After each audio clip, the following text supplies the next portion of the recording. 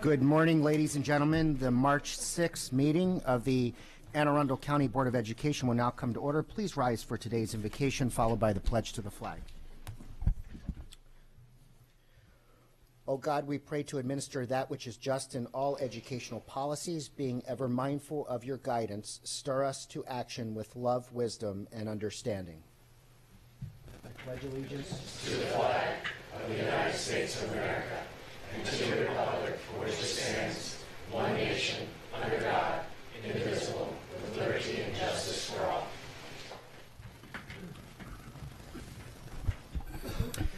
Before we begin today's meeting, I'd like to yield to Mrs. Schallheim. Thank you. As many of you already know, a Severna Park High School student passed away last Friday. I can only imagine the pain his family, friends, and teachers are feeling, and our hearts go out to all of them. May his memory be a blessing. In the wake of this tragic event, our trauma teams mobilized immediately and offered support not only to the family, but were on site first thing Monday morning to assist both students and staff. This work is not easy and often goes overlooked. I applaud their heroic efforts to immediately provide support to our schools in times of need and to continue that support for as long as necessary. Thank you for those remarks. Welcome to this meeting of the Board of Education. This meeting is being televised live on AACPS TV and live streamed on the internet. General information and protocols for the meeting are posted on the sign by the doorway as you enter the room, so please make sure you read those if you have not already. Item 2.03 is approval of the minutes. Is there a motion to approve the minutes? So moved. Second. Any edits or modifications to the minutes? Seeing none, we'll just approve by consensus. Thank you. Next is item 2.04, which is establishing the agenda order. Would any member like to add anything to the agenda that's not currently printed? Seeing none, the agenda will stand as published. Item 2.05, general recognitions, and today there are none. And that brings us to item 2.06. Then please. Okay.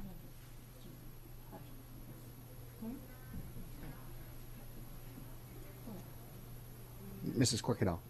Oh no, I just wanted to share that I had a chance to attend the Southern Alumni Scholarship Foundation's annual meeting, and I just wanted to do an accolade because this is an occasion where the communities all get together, every member of the community from every way, shape, and form, and from the businesses to the local residents, and they have a blast every year. In 5 years, they've raised, I anticipate it to be over $300,000, and so for that, I just wanted to do a shout out, and I just recognized that my recognition was out of order of agenda, Mr. President. We were going with the flow, so it was. I was having them out, hence the coffee out there. It's that Southern High School pride. That's okay. There you go.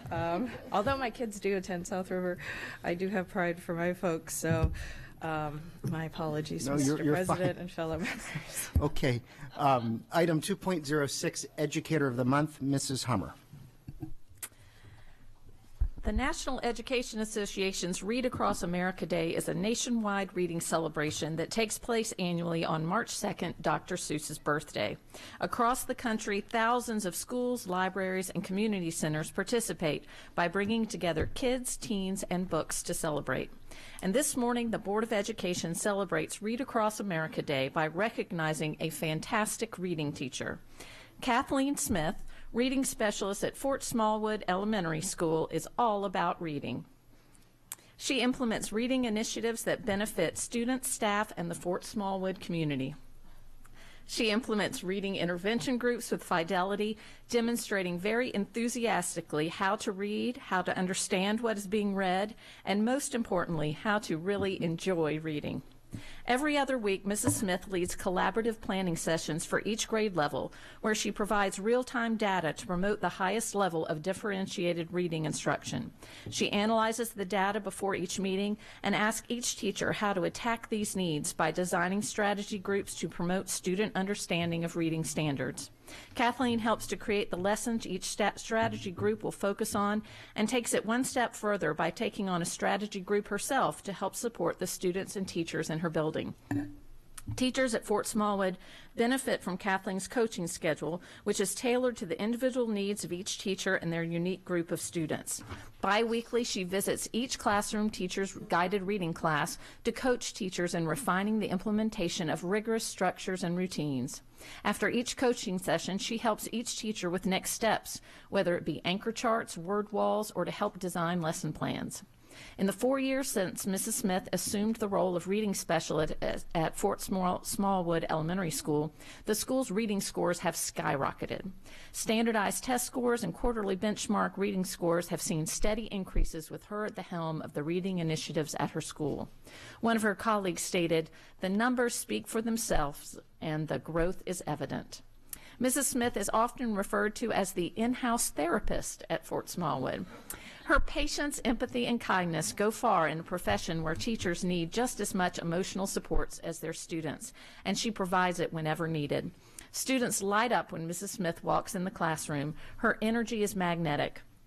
Kathleen Smith, in a school district where the motto "all means all" takes the forefront, you demonstrate that each day. You believe that every community member, teacher, and student deserve special attention, care, and the opportunity to be an important member of our learning community. And so, for these reasons and more, the Board of Education is honored to recognize you Educator of the Month for March 2019. Congratulations.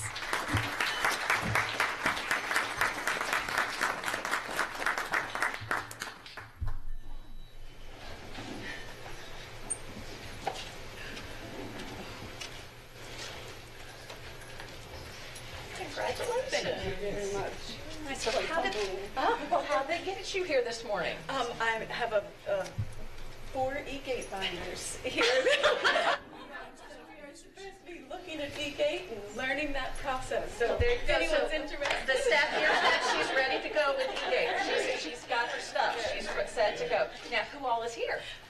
My family, my husband and 2 children, my administrator and one of my colleagues, and our wonderful reading coordinator and reading team of my cluster contact. Well, fabulous. Well, Yeah. we're very excited. So we have a certificate for you and a bell that you can ring very loudly to bring your great. collaborative reading groups Yes. of teachers to order, Well, because we need to know that they need that sometimes. They are equally deserving of this. It's because of them. Well, too. smile. And then stick around and with your family, and we'll take some pictures in just a few minutes out front as well. Thank you. Congratulations. Thank you.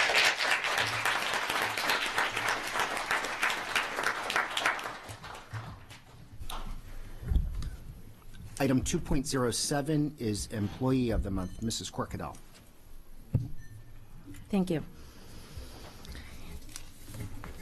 If anyone who had visited Southern Middle School can attest, the school is very well maintained. From floor to ceiling, the school is spick and span clean. The exterior of the school is pretty any time of year, and the overall appearance adds to a positive school climate, and I may note a positive community climate as well. Today, the board recognizes the employee who is attributable to the appearance of Southern Middle School. Our Employee of the Month for March 2019, Miss Francine Pratt, Chief Night Custodian. Francine! She just punched him. I'm sorry. Francine manages the night custodian crew with flexibility and ease, despite a variety of disruptions that can occur. She knows the schools and the grounds like the back of her own hand. She's highly proficient at managing resources throughout our school. Whenever there is a problem that needs her attention, Francine always goes above and beyond to get the problem resolved. She takes pride in her work, knowing that appearance of the school is her responsibility. She gives teachers and staff the comfort level that if something's missing, broken, or needed, Francine will come to the rescue. When school-wide events are being planned, Francine often has a solution or insight that bears consideration in planning and organizing the event. She is a team player and very dependable. Francine is a friendly face at the end of each school day, and no matter what she's doing, she always takes time to send teachers home with a very big, bright smile. She takes pride in the appearance of Southern Middle School, and the condition of the school reflects that persistence she has for quality and perfection. The floors are so clean and polished that one can slide on them wearing socks. Francine is unfailingly courteous and professional to everyone with whom she interacts. She strives for excellence in all tasks, big and small, and keeps working until things are completed to perfection. She's reliable, friendly, and helpful, and is an excellent role model for her team members as well as the larger school community. She's always willing to lend a hand and always quick to offer a smile. I can personally attest to this. I used Southern Middle School for several events, and not only did she call back before just almost any other school ever did with me, was willing to work there, was willing to come in at 9 p.m. if something went wrong, and made sure that everything was in such precise order. I want to personally thank her for when I worked for the county of the support that she provided me personally and my staff. Francine, your easy-natured, quiet leadership demands respect from everyone and deserves this recognition today. So on behalf of the Board of Education, the students, teachers, and staff of Anne Arundel County Public Schools, we thank you for your commitment to AECPS. We commend you on your great work ethic, and we congratulate you on being selected as Employee of the Month for March 2019. Please come up and be recognized.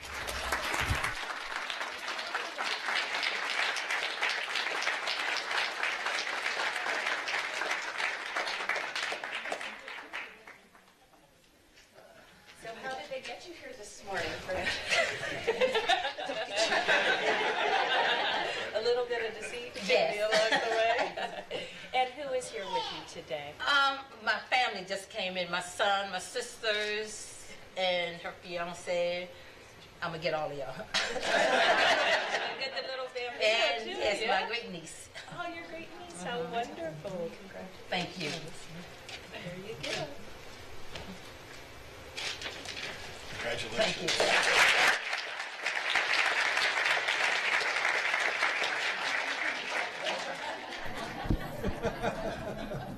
Thank you. Okay. Item 2.08 is Volunteer of the Month. Mrs. Schalheim. Volunteers are like the roots of a tree. The importance of their work is not always visible, but without them the tree could not flourish. Their efforts are vital to creating the engaging and supportive fertile ground in which our students grow to reach their potential. Today we are here to celebrate a volunteer who works tirelessly to ensure that growth. Mrs. Jaime Tucker. The Board of Education is thrilled to honor you as our March 2019 Volunteer of the Month.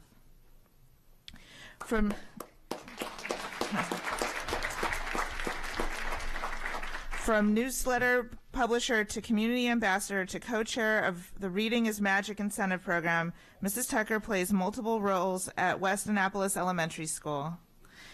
Every Sunday night, Mrs. Tucker types and sends out a PTA newsletter full of PTA and school news to all families at the school. She is passionate about getting families involved, and she's quick to advertise the ways parents can volunteer to help in their child's classroom.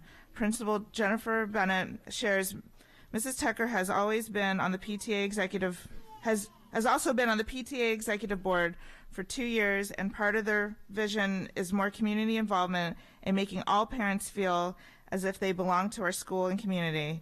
They have planned a new student and family social and purchased every new student a West Annapolis Spirit Wear shirt. I could not ask for a more welcoming and inviting community.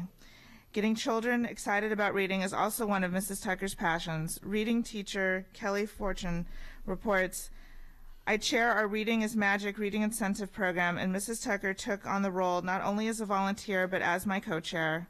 Having her support and planning and the actual execution of the program helps support our reading initiative, funding of prizes and recognition, decorating and creating an atmosphere of excitement about literacy. None of these roles are taken on without a great amount of work. PTA President Katie Cook says, While many people recognize Jaime's physical impact on the school with the implementation of spirit sticks and her work on our annual fall festival, I know all of the hours she spends at the computer to make those events come to life. Jaime is the master of detail. She builds spreadsheets, coordinates our school directory, and ensures all communication platforms are accessible to our volunteers. Ms. Cook sums it up by saying, Jaime Tucker is simply put one of the most dedicated volunteers I've ever come across. Mrs. Tucker, you're an asset to both West Annapolis Elementary and the Anne Arundel County Public Schools community. We are truly grateful for your years of service as a volunteer. Because of volunteers like you, we are better together. Would you please come forward? It's with great appreciation that I would like to present the Volunteer of the Month certificate and bell to you.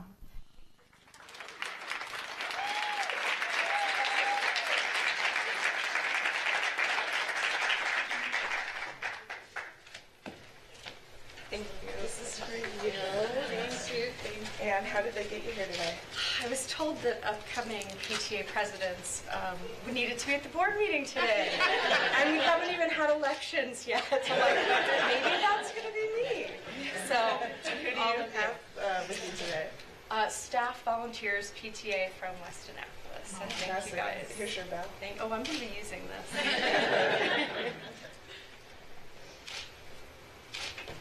Thank you. Thank you.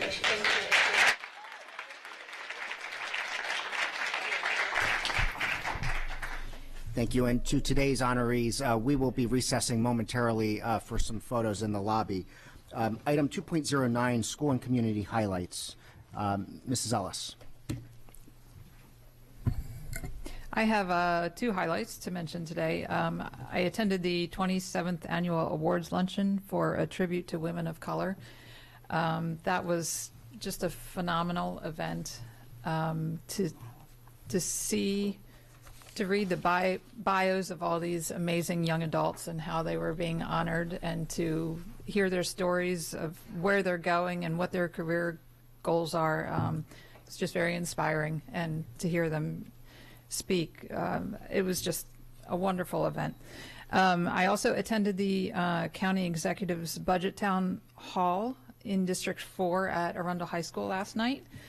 It was wonderful to hear the citizens speaking up for their concerns with the county budget, and there was lots of testimony there for our teachers and for our schools in general, and I'm very excited to see the community being so engaged. Thank you. Mr. Leib.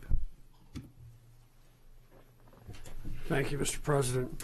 I'd like to offer a thank you to Dr. Arlato for arranging a visit for me to Central Elementary School, Mayo Elementary School, and Cat South, and also extend a personal thank you to Principal Grubel, Fitzgerald, and Rose. It was a tremendous visit, and I'd like to thank the staff, the teachers, and all involved for a very informative and very rewarding time spent in our schools.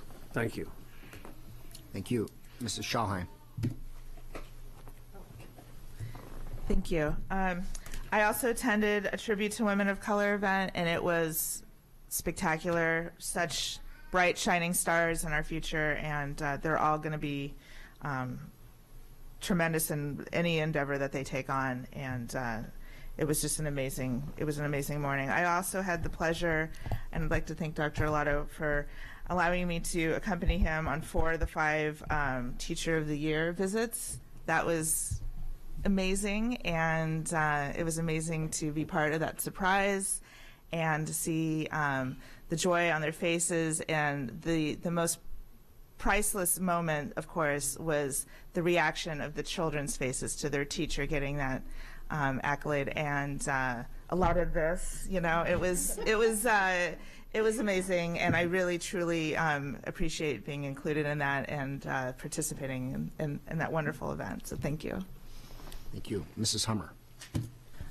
Yes, I also got to take part in a couple of the visits for the Teacher of the Year finalists, and that's always one of my favorite mornings. I know it's one of Dr. Arlato's favorite, surprising teachers, and to see the kids' reactions. The 3rd grade class we went into, those kids were so excited for their teacher. They were just bursting, and so that is just always great to see not only to recognize these great teachers, but to see firsthand the impact they're having on their kids and how much it means to the students. I also, Friday, I loved being able to recognize our Educator of the Month as a reading teacher for Read Across America Day. Friday for Read Across America Day, I visited 2 schools, Maryland's Brockbridge Elementary and Monarch Global, and read to 4 different classes from kindergarten through 5th grade. Very different to read from kindergartners to 5th graders. I read the same books. They loved them just as much. I mean, it was great. Everybody loves Naked Mole Rat Gets Dressed. You have to love that book. So it was a great time, and it was also the first time that I was able to see Brockbridge Elementary since it was totally completed with adding walls. And I just have to say, hats off to our facilities people. It is amazing. It's so different. It's like a different building, and it makes such a difference in the learning environment. And I know that we sometimes get into, oh, it's too expensive for renovations and things like that. It makes a huge difference. It makes a difference in how children can learn and the environment that they're in. And while, of course, I will always wish that it was done while my children were there, I am thrilled for the children now that have that and the teachers that have that. And it's just beautiful. So thank you to facilities for that. Ms. Urea. I also had the opportunity to go to the Tribute to Women of Color, and seeing all those future leaders of Anne Arundel County Public School students, just going up there and thanking all of the donors for the very generous scholarships. It was just really inspiring because I knew tons of those, plenty of those students there, and just to hear their aspirations and just their gratitude of this scholarship, because college is very expensive. So it was just amazing talking to them about their aspirations and their goals, and hearing how everything they've done in their community is now being rewarded to them, and that allows them to continue with that. So it was very inspiring. And then I also had an amazing opportunity with other CRASC students to go to the kickoff of the new curriculum nights last 2 Wednesdays ago, or last Wednesday, talking about implicit bias in elementary school student books. So that was really interesting, and we are so excited to go through that. And it was just wonderful sitting there learning about it and just to see what's coming. So thank you. Mrs. Corkadell. Now at the right moment in time, I just had 2 additions. Very quickly, I was fortunate to also attend the Women of Color scholarship event, and you know, those kids have to get up there and give acknowledgement speeches, and I was just amazed at the level of communication skills that many of them had. It was just outstanding. The MC, I just wanted to call him out because he's a former recipient of the award scholarship, and in all fairness, he's a pastor, so he's a little bit more experienced than the average student, but he kept everybody just laughing, and in the good and spirit of interest of the event itself was outstanding. I did attend the District 7 town hall for the budget that the county executive and Councilwoman Jessica Hare was our hosts. And it's always great to hear from the folks and what they have to say about the budget. And so I thank both the council and the county executive for hosting these in their local districts. Great. Thank you. Seeing no further lights, we'll move to superintendent's update. Dr. Arlotto.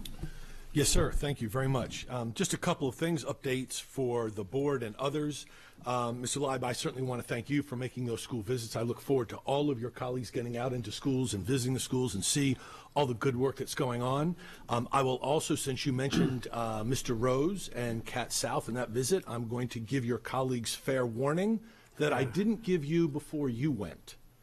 The media class, each and every time a celebrity of the status of a Board of Education member enters the building, they are immediately ushered into the media, to the multimedia class, where they are filmed reciting the Pledge of Allegiance, which that is then played back in the morning to their morning announcements. And they have a whole library of these, as it turned out, while Mr. Leib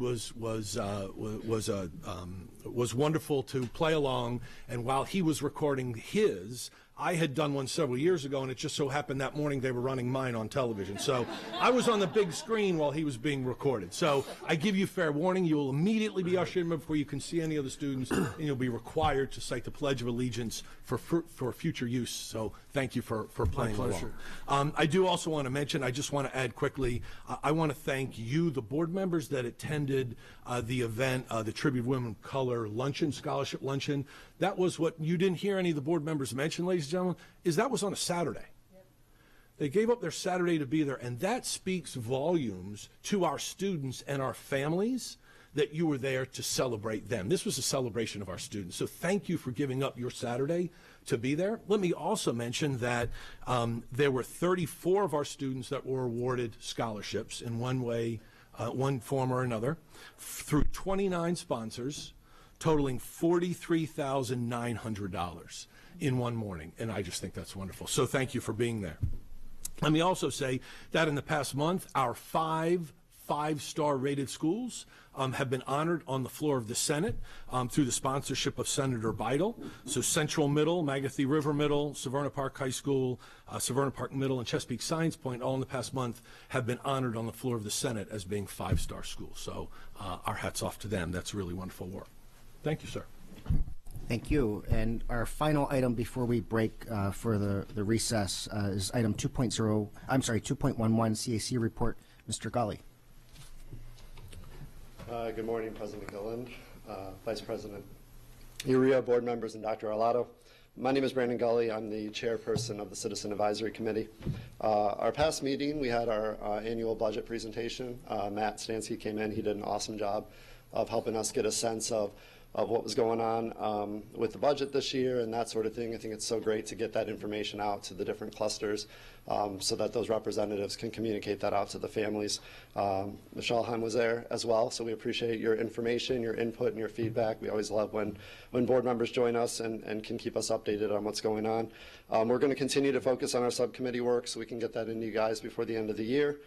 Some of the big topics that came up and that we'll continue to talk about, I'm sure, and spend time on was just communication channels down to the parents. So what are some different ways that we can make sure that all the information is getting out to the parents in the clusters?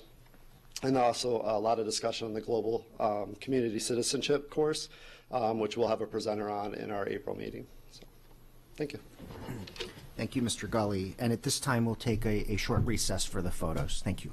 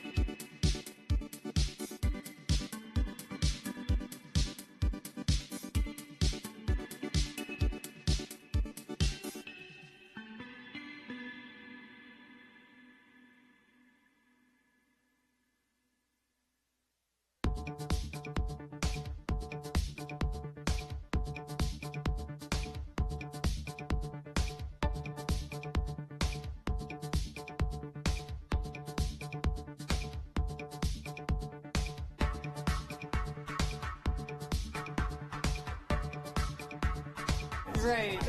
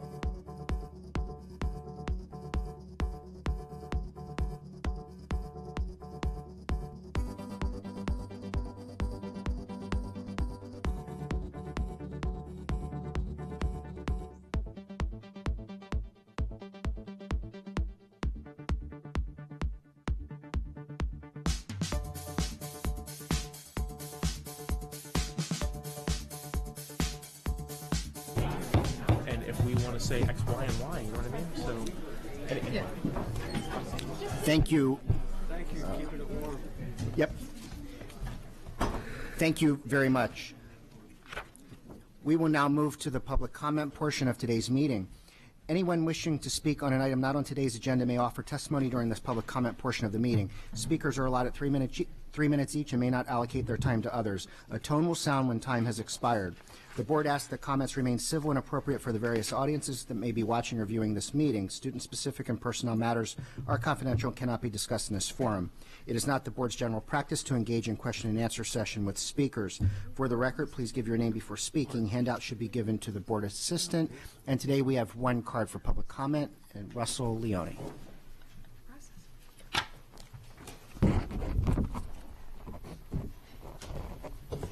Good morning, President Gilliland, Vice President Urea, and Dr. Arlotto. My name is Russell Leone, and I'm the president of the Teachers Association. And this morning, I just wanted to talk about the March for Our Schools that's happening on Monday evening. There will be thousands of educators converging in Annapolis from across the state to urge our legislators on the state level to increase funding for our schools.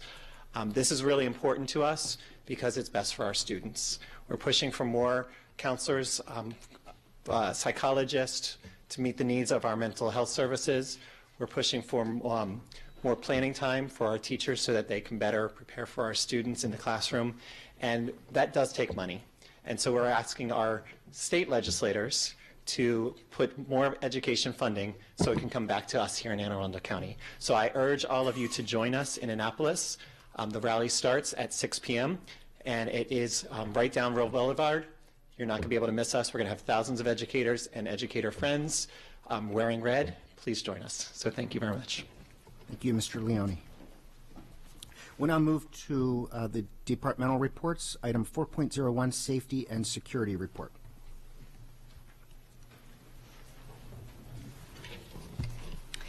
Good morning, President Gilland, Vice President Urea, and members of the Board of Education and Dr. Arlotto.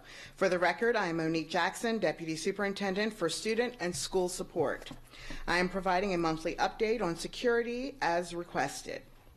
Our students are very important partners, and as such, Mr. Batten, the Supervisor of School Security, was a guest at the February Superintendent's Teen Advisory Meeting discussing drills. Feedback from the group will be considered as we develop our drill schedule for next school year. He continues to work with school-based personnel to ensure that state and system-mandated drills are implemented with fidelity. And finally, he He continues to collaborate with all parties on vestibule upgrades. Thank you for this opportunity, and with that, I am open to any questions you may have. Okay, thank you. We'll move to board questions and comments. First, Ms. Santwine. Good morning. Yes, good Thank you morning. for that awesome report. Thank you. I have a question about there is within the county police department some dedicated youth programs and a youth team that goes out into the community. Are we engaging with them at all, or do we engage with them in any kind of way, or are there plans to start engaging with them? We do. I can get you some specific answers in the next update, if that's okay with you. I know that, for example, the SROs do take teams of students to offer them experiences, especially in our high needs areas. And so we will get some more specific information to you. Well, I think we could add, next month we could talk about some of the DARE, as we develop the DARE programs in some of our middle schools. Yes, sir. In conjunction with the police department. Yes, sir. Yes, ma'am. Thank you. Thank you. Any other board questions or comments? Mr. Urea. Thank you so much, Ms. Jackson. And I know at the last team advisory, right after everybody left, there was great feedback, and everybody was like so amazed with the work that you guys do. So thank you very much for talking about that at the last meeting. Thank you, and thank you for your support. Thank you. Any public comment? Seeing none, thank you. We'll now move to item 4.02, which is the bullying prevention report.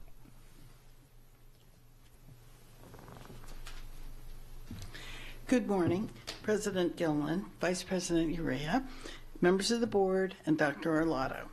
For the record, I am Sally Egan, Assistant Superintendent for Student Support Services, and I am joined this morning by Ms. Shirley Jackson Avery, Coordinator of School Counseling, for the purpose of providing a monthly update on bullying as requested.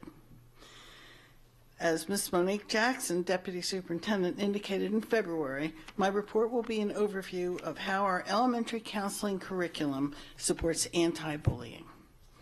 Counselors provide counseling lessons at the elementary level on a monthly basis.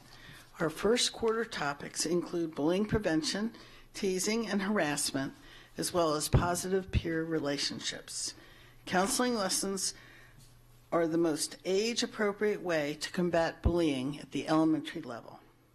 For example, a 5th grade lesson on cyberbullying includes several modes of learning, such as reading, writing, and visualization. In addition, schools engage in periodic reviews of the Code of Conduct campaigns, such as Unity Day in October, Kindness Awareness, and Red Ribbon Week No Name Calling.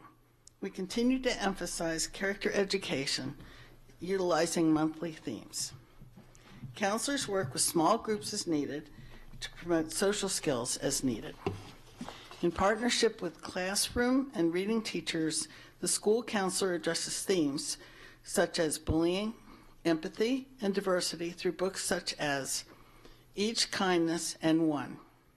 The practices of AACPS are consistent with the National School Counseling Mindset and Behavior Standards. Last month, we highlighted middle school. Next month, we will highlight bullying prevention at the high school level. Thank you. Ms. Santwine. Okay. Do you have any questions? Thank you very much for that report. Could you please tell me what that book, the name of that book was again, please? Each Kindness, and the other one is One.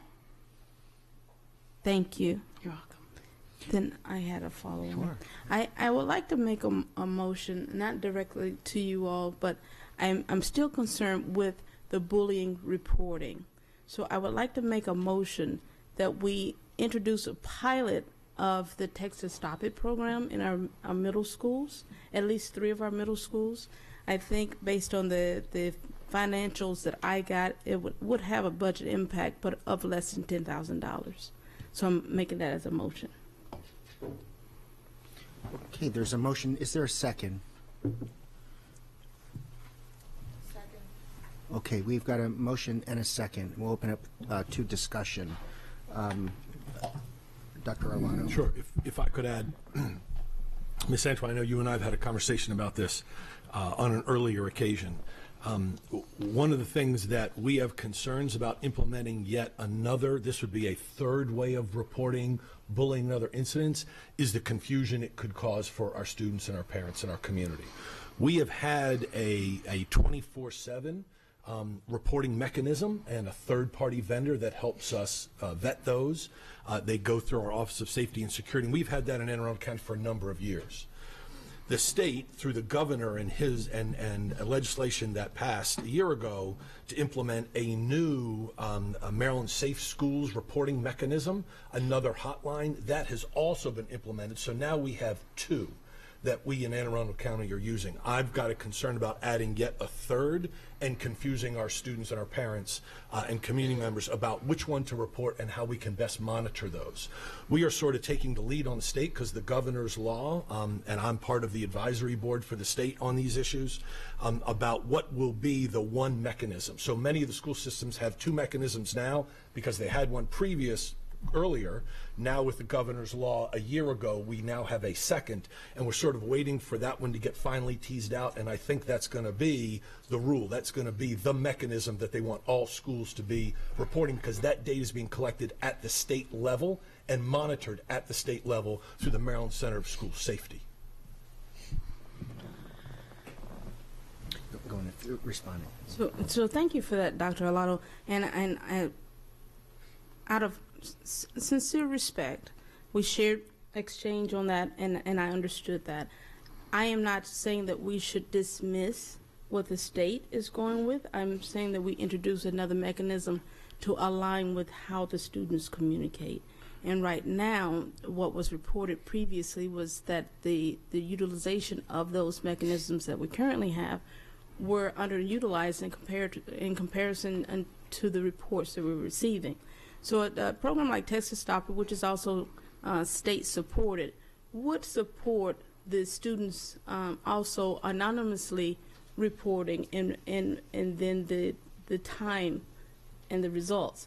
I'm introducing the pilot instead of the overarching we adopted to see how we can get metrics in case we come up with maybe even a hybrid of both, where we can introduce it so that we can help students to communicate more effectively about what may be going on with them.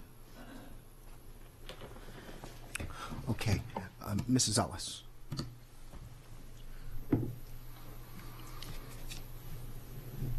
I'm definitely very intrigued by what I've learned about the text to stop mechanism. And I hesitate to use that word because I don't know if there are other similar programs, so I don't know if we should tie ourselves to any one particular vendor.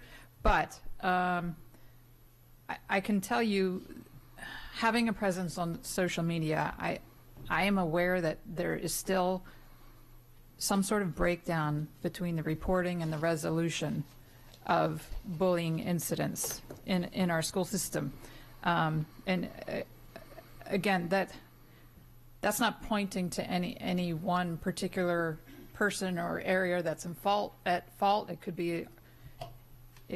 be within at the central office. It could be at the administration in the school, or it could be in improper use by families and students reporting. But somewhere along the way, we still have a breakdown that we need to address. Data does show the effectiveness of this texting mechanism, and that it increases resolution and satisfaction among the students. And we know that texting is a form of communication that students, it's the form of communication they use the most. So it makes sense that it would help them be more engaged and feel more empowered to have a voice and speak up. So I am definitely interested in pursuing this and seeing where we can go with this, and I would say a pilot is a good way to start. Okay, thank you. Mrs. Shahheim.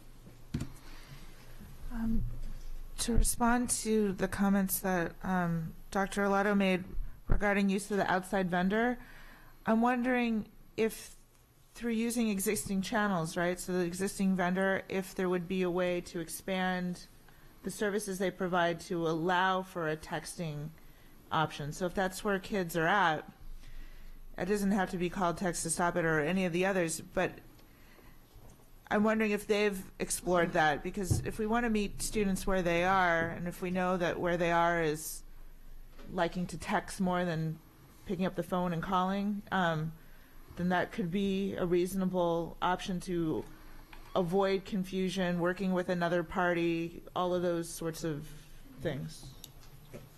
Absolutely. May I? Mm-hmm. Oh, thank you. These pieces are sort of fluid when it comes to, thank you, Ms. Schallheim. Let me start with our current vendor. We are leaving up because that's the number that's most widely known and that's out there. And so until the governor's initiative really takes hold and it is completely developed through, and I'm going to talk about that in a minute, we are not going to bring ours down. Eventually, our plan is to take down ours and go with what the state is recommending. So there is a sub-cabinet of secretary-level positions that the governor has appointed to advise him. There is also a Maryland Center for School Safety Sub-Cabinet Advisory Board, also appointed by the governor, that is advising him on these issues. And so his Safe Schools Maryland has an app that students can access and text in information as they wish. And the text feature is going to be enhanced over time. And so he has appointed people with the Maryland Center for School Safety, MEMA, and some others that are working on these issues. And so, again, I'm going back to what I said earlier. I'm a little concerned about getting ahead of what the state may be requiring us to do in 6 months or a year and a half. I am part of that advisory that meets monthly.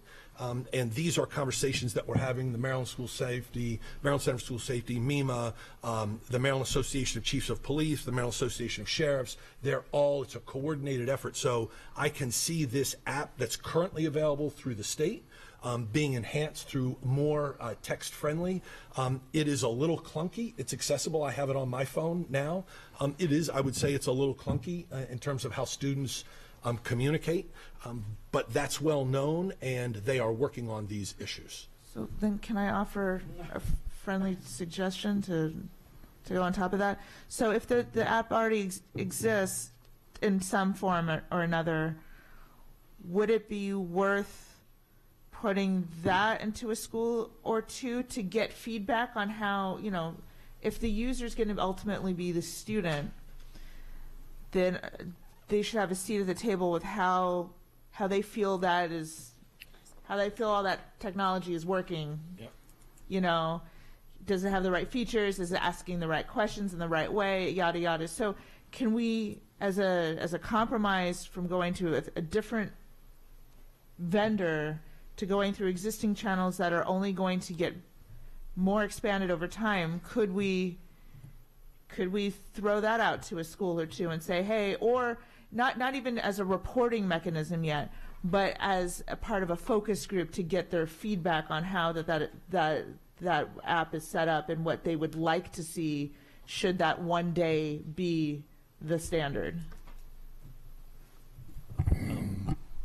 If I understand what you're saying, Ms. Schallheim, the state is collecting data, and there on the advisory, there is a student from Baltimore County that was appointed by the governor that sits at the table with all the others, the sheriffs and police chiefs and others. And so he is providing input on behalf of students. That's the way it was designed by the governor. And the app is available now.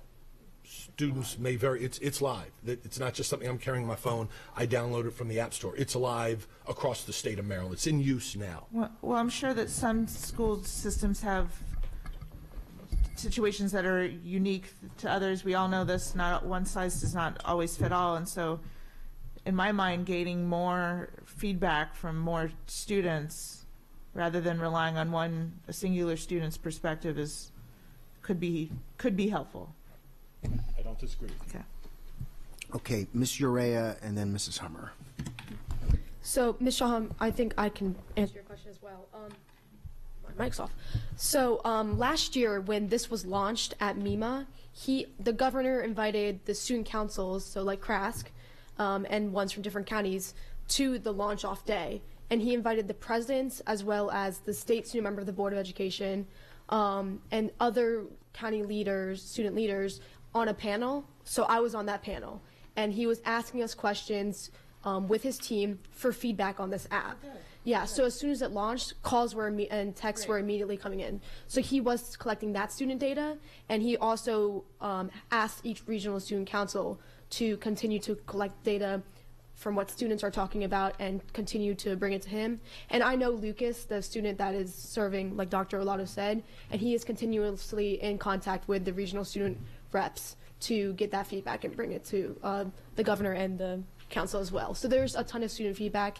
And what's good about this, and one of the main reasons that Governor Hogan told us that he started this was the app feature and was the texting and the anonymous, which our local one on every student ID on the back is just a calling one. So it's like the double feature. Yeah. Wonderful. So if it's live, then are students able to access that and use that now then to report? How is that being received? It was live as of last year. No, yeah. I know, but how is, so if an Anne Arundel County Public School student were to use that app to report an incident, where would that information then travel to? To y'all, or?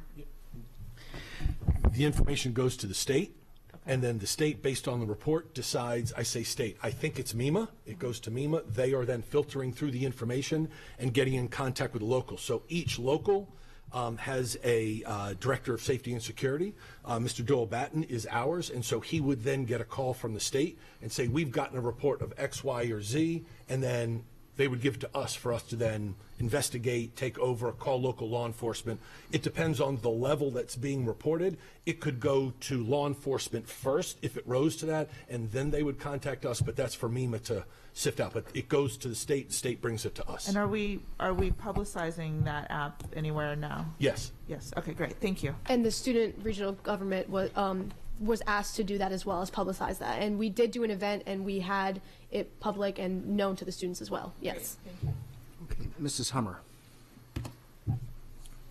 Yes, well, many of my questions were answered with that. I totally agree that we need to get to where the students are so that they're most apt to do there. But I believe that this app that the governor is promoting and that is backing with state funding and the whole bit is trying to do that, and I think it will get better with time. I'm glad to hear that Dr. Arlato serves on that committee, so he can share that feedback back, and we can make it even more user friendly as we go forward. So I'm in support of continuing forward with what the governor is promoting. Mrs. Corkadell. I'll mirror a little bit of that. My experience with technology has always been that we need to make sure that we have substantiating research on it. I would hesitate to have a budget implication without a budget dollar or the data background, the research done on the alternatives at this time. But I do want to applaud my fellow member, Ms. Antwine, for wanting to take an initiative, because we do have an urgent problem that has an urgent need. I think logistically, I'm inclined to decline, given the testimony that was presented by the superintendent's staff at this time. But I think we could definitely, at the very least, add to it progress on that state portal into this report as a standard. Since this is new information, I'd like to hear more about it, because if it's not going to meet our need, then we want to prepare for that for next year's budget then, to include it in there. And that was... Okay, thank you. We've got Ms. Antwine and then Ms. Ellis. So again, I am all about what the governor supports, which this particular program he supported up, I think, about 2 or 3 years ago. So some of the features may be in the app that you guys are referring to. With the pilot program, if the current app is live and existing, I would like to know how it's being utilized within our system, how many of our students are the reporting data on that currently, and while the state is making decisions, while the state is putting forth money, there are still students who are being victimized. I believe we need something immediately that we can put our hands on and be in direct control of as well. and it is important that we get something that is not only supported and endorsed by the governor, but something that's fully utilized elsewhere, so that we can get known metrics and gathered metrics for our schools as well. I'm advocating for the middle schools because, as reported before, the middle schools are funny places when it comes to bullying, and so that we can move forward from there. Nothing keeps us from taking other initiatives. It's based on the numbers and research that I have done. It's still under the $10,000 mark, which I understood was significant in terms of competition. And it will certainly give the students some means of reporting beyond what we have now. Thank you. Ms. Ellis. I'm comfortable with supporting where we're headed with the state if we're going to end up with an app that is truly user-friendly for the students. But I do want to bring up a couple things about the other vendor that was initially mentioned. They do have a lot of data and got support from the state, got approval to use in our schools. It just didn't come with the funding for us to purchase that. But so I do think there is more information to gather there. There is data available. The one feature of that app that I'm concerned about is I believe it's more conversational. Like when a student makes texts the number, then they get a response, and I don't know if that's a counselor, but there's someone who helps them through. In other words, they're not just submitting a report through this app. It's more like a warm line. They're contacting a person who responds to them, and they have a conversation. So that piece of it is the part that I'm concerned about, because that is something that I think would be very effective for the students, that I'm not sure exists with the state app. Maybe it does, I don't know. But if it's just them sending a text in order to file a report, and then it goes through all these channels, that's not quite the same service as what the text to stop does, which is the student actually contacts a person and has a conversation. Our counselors do follow up when they get a text or information from the Office of School Security. Do you know the so timeline? We do follow up. Oh, as soon as we get the text, then the counselor would follow up. Thanks. Ms. Schalheim and then Mr. Rea. So back to the existing vendor and the phone number that is known and used and is out there. And this is just a question, and I still have records at home, so bear with me. So can that phone number also be used as a number to text to?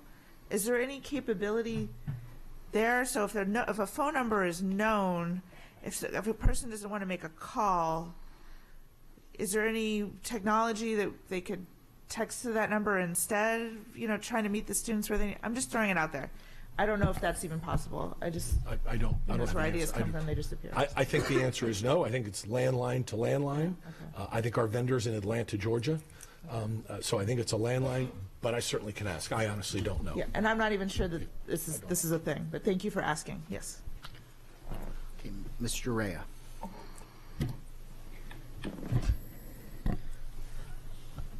Ms. Ellis, so to answer your question, because I'm just trying to help clarify some things with, so with your regards, were you asking about the warm line with the state one? I guess I'm comparing the two. I know what I've learned about. Oh, okay. I'm sorry. I know what I've learned about the vendor that was proposed at the beginning of the motion, and I know how that works. I guess I'm not clear on the state. If a student texts, hey, I'm having this problem, is there a person that live gets back to them and has a conversation with them? So from my understanding, when I went and Krask's research and everything, with the work that we've done is it's like multi-pronged. So you can call the number MD2 stop, and they showed us a room where they have proctors that's 24/7 line that you can have a conversation with somebody and they can help you, similar to other report lines, or you can report through them, or you can also text the number, Or you can also, through the app that is downloaded, make an anonymous report for yourself or for somebody else, which is then, like Ms. Egan and Dr. Alado said, reported to the authorities that they need, because they want you. The point of it, Governor Hogan said, was to get you or your friend or whoever you thought needed the support services that they needed within a timely manner. Right. I'm just taking what I know about how teens and preteens communicate, and they're often not comfortable picking up a phone and having a conversation. Yeah, exactly. But they do want to have a conversation by text. Yeah. So I want to make sure there's a conversational piece to it, because that helps them, I think, a lot. Yeah, I would agree with that, yeah. And I mean, I know one thing too is that, like you said, the calling and the texting and stuff, just from my perspective, it's like they really want the face conversation too. So just those services, yeah. Oh, can I call the question as well? Or no? You want to say what? You will proceed. You can make one. Yeah. You can say that interrupts. Yeah. I'd like to make a point of order. I do not believe it's within our purview, based on procurement, to specify in a motion a specific vendor. I would offer a friendly amendment to establish a definition of parameters in order for the motion to be able to be carried forward. As it stands right now, I do not believe it would be appropriate to vote on. Okay. I'm going to ask the maker of, just so we can avoid a bunch of procedural stuff, the maker of the motion, Ms. Antoine, if she would concur with what Ms. Corcadell just raised. So, and that was the main reason for the button being pressed. Okay. When I introduced this at the last meeting, I emphasized that we need something in addition to what we have. Not specifically a vendor, but something that is readily available now to our students. I understand that the state app is being developed. If it can be operational in the 3 middle schools, so we can get more definite metrics and build and make better decisions on how to manage bullying in our schools, I agree to that. So the motion now is amended to say that we introduce a pilot in 3 of our middle schools, in addition to the bullying and reporting mechanisms that we have, some tool that will allow students to text and converse more immediately in line with how they communicate today. And my recommendation is that we do it in 3 of the middle schools because of the increased bullying in middle schools. Okay, so that motion has been revised to accommodate the point of order. Are you? I will second that. That satisfies that. I want to make awesome. Sure. I think it's been sufficiently addressed. Okay, and I appreciate that, Ms. Antoine. We've got some additional lights, but there was a motion to call the question, and then her point of order trumped that. So, you keeping your motion to call the question? Yes. Okay. Is there a second? Second. Okay. We'll do a quick yay and nay on calling the question. And I'm sorry, I should have invited you to be seated. I apologize for that. All those in favor of ending debate say aye. Opposed, no. The ayes have it. We now have a vote, Mrs. Connolly, on Ms. Antoine's motion.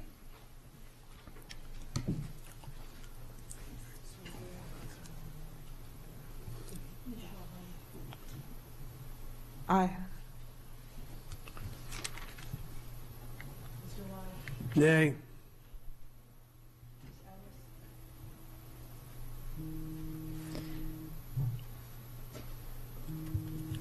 Aye.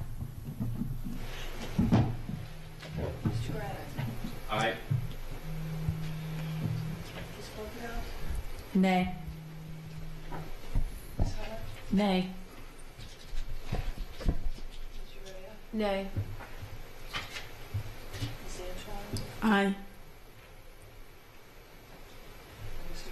No.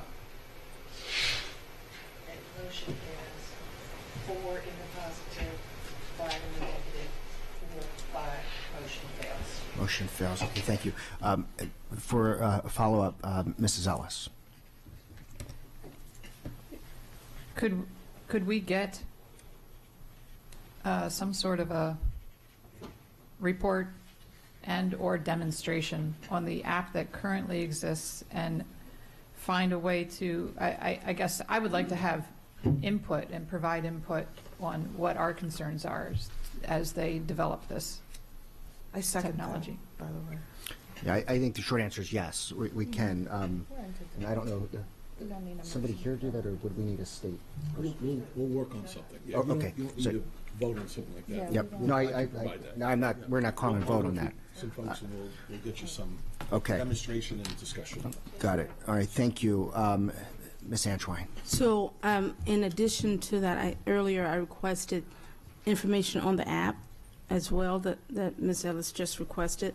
But in addition to that, could we have a report on the turnaround time, since it does go through the state and then to us and then some action being taken?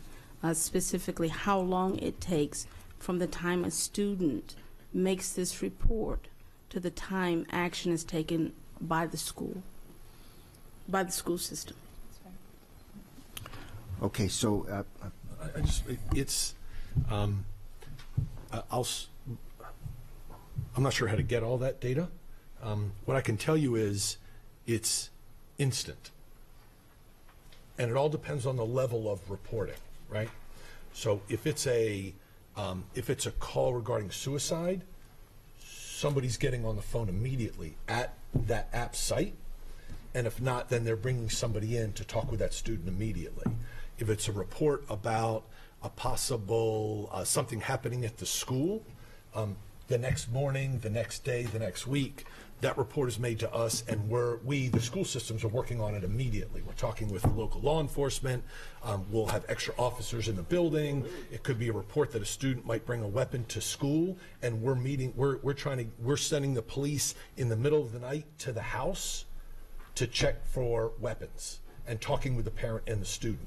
So I say it's hard to get that data because it all depends on what's reported, the time of day, and during the week when it's reported. But I can tell you it's instant. It is the turnaround when it gets to the school system. The school systems are on it immediately. We are on it immediately. No, I don't doubt that we don't let it linger. In terms of the logistics in it, though, understanding the state, because of so many entities between our child saying this happened to me or this is happening to me, we need to understand what that looks like in terms of turnaround. And so if you have a report, for example, then it will show the date of the report, when it was reported, date, time stamp, something, so that when you all bring it back to us in a month, we'll have a better idea of how that's working in our system, especially the turnaround. okay. Any further questions or comments on the bullying prevention report? And we'll work on the follow-ups that have been asked by various members, and at least tee that up currently for next month's bullying prevention report, if that's okay. And if there's anything that can be shared in or during the interim, certainly we'll accept that as well. Thank you. Item 4.03 is the diversity and inclusion report.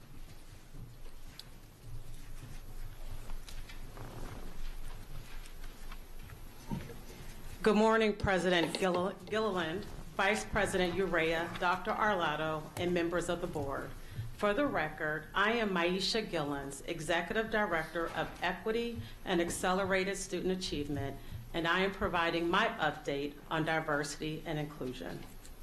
On February 15th, I met with several Pasadena residents of the Anne Arundel County Parent Coalition to debrief the January 30th community meeting titled All Means All, Communities Cultivating Acceptance and Inclusion at Chesapeake Bay Middle School. Some of the next steps discussed were holding a community event before the end of the school year, creating more opportunities like their signature Cougar Walk, where seniors greet elementary students, and in looking ahead for next year, And in looking ahead for next year, hold more community activities that focus on team building and empathy. Additional actions that will be explored based on the feedback will also be hosting a coming to the table meeting, providing information to families on best practices for talking to their children about diversity and inclusion, and implement more Unity Day activities throughout the school year. Logistics are currently being worked out for garnering student voice. This is being done in collaboration with Kathy Rockefeller, School Climate Specialist from the Office of Student Services. Last month, I briefly spoke about the 4 early dismissal days designed to promote diversity and inclusion through systemic professional development. Schools are expected to conduct 3 hours of professional development because every year brings with it the opportunity for new beginnings, the chance to create from the outset exciting avenues to help every single child achieve his or her full potential. That all starts with relationships between students, staff, our communities, as emphasized in our strategic plan.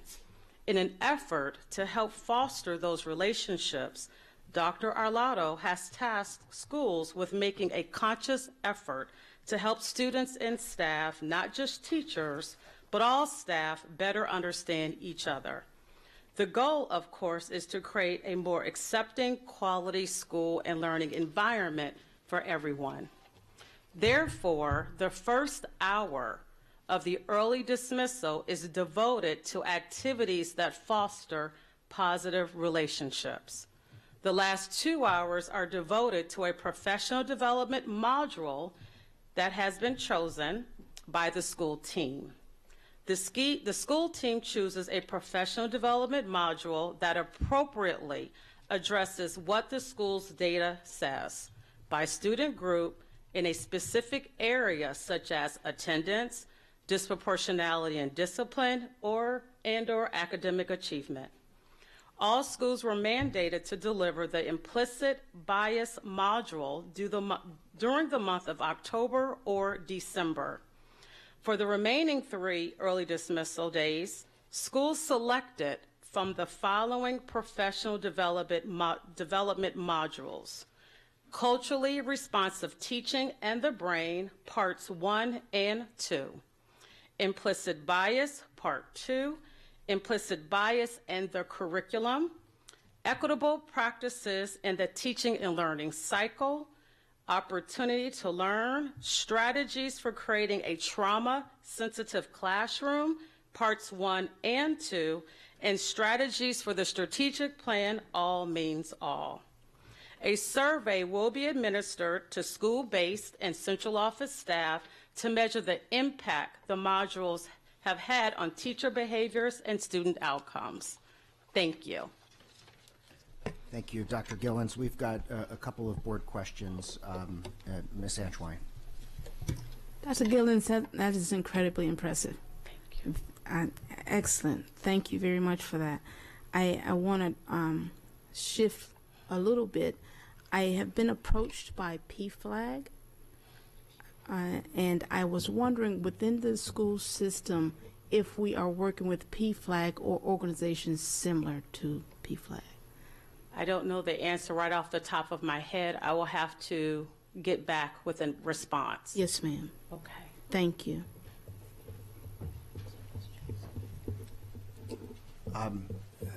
Mrs. Shaheen. Thank you for your wonderful report. It was very informative. And because it was so informative, I struggled to keep up writing notes. So can you send that to us so we have the list of all the various menu options for the professional development days? Thank you so much, because I'm never going to be able to read what I wrote later. Thank you so much. No, it was wonderful. Thank you. Okay, Mrs. Ellis. I too want to thank you for a fabulous report. I made a note to ask, particularly today, what kind of activities are evolving as a result of the community evening. So I was delighted that that's what you started with. Excuse me. So my only follow-up to that is, do we have any plans in other communities at this point in time, or do you know what's coming up to expand this effort in other clusters? Good question. My response now is early conversations as to now where. What do we have data to support? Which community?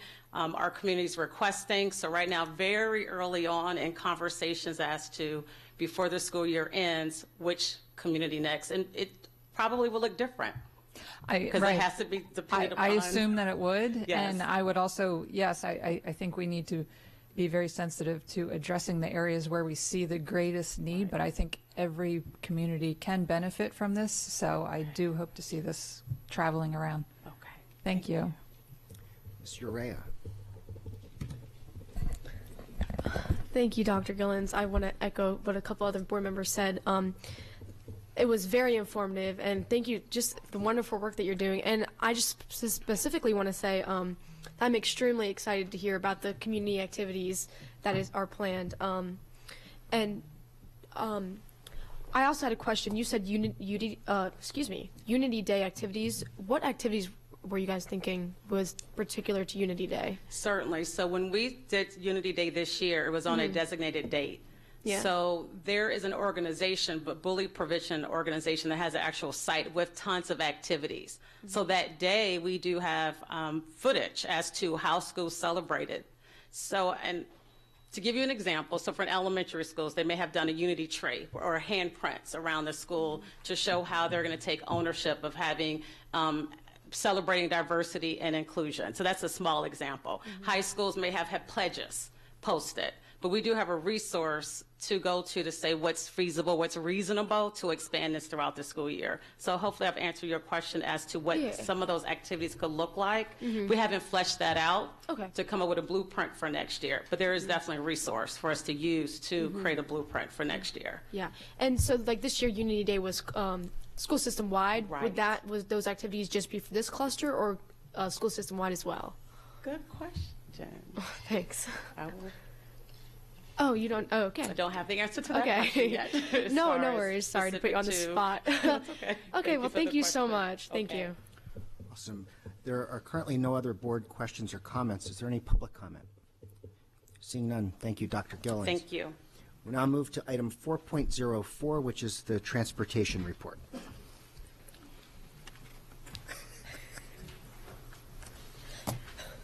got somebody on my team. You met her, but you're not going to remember her.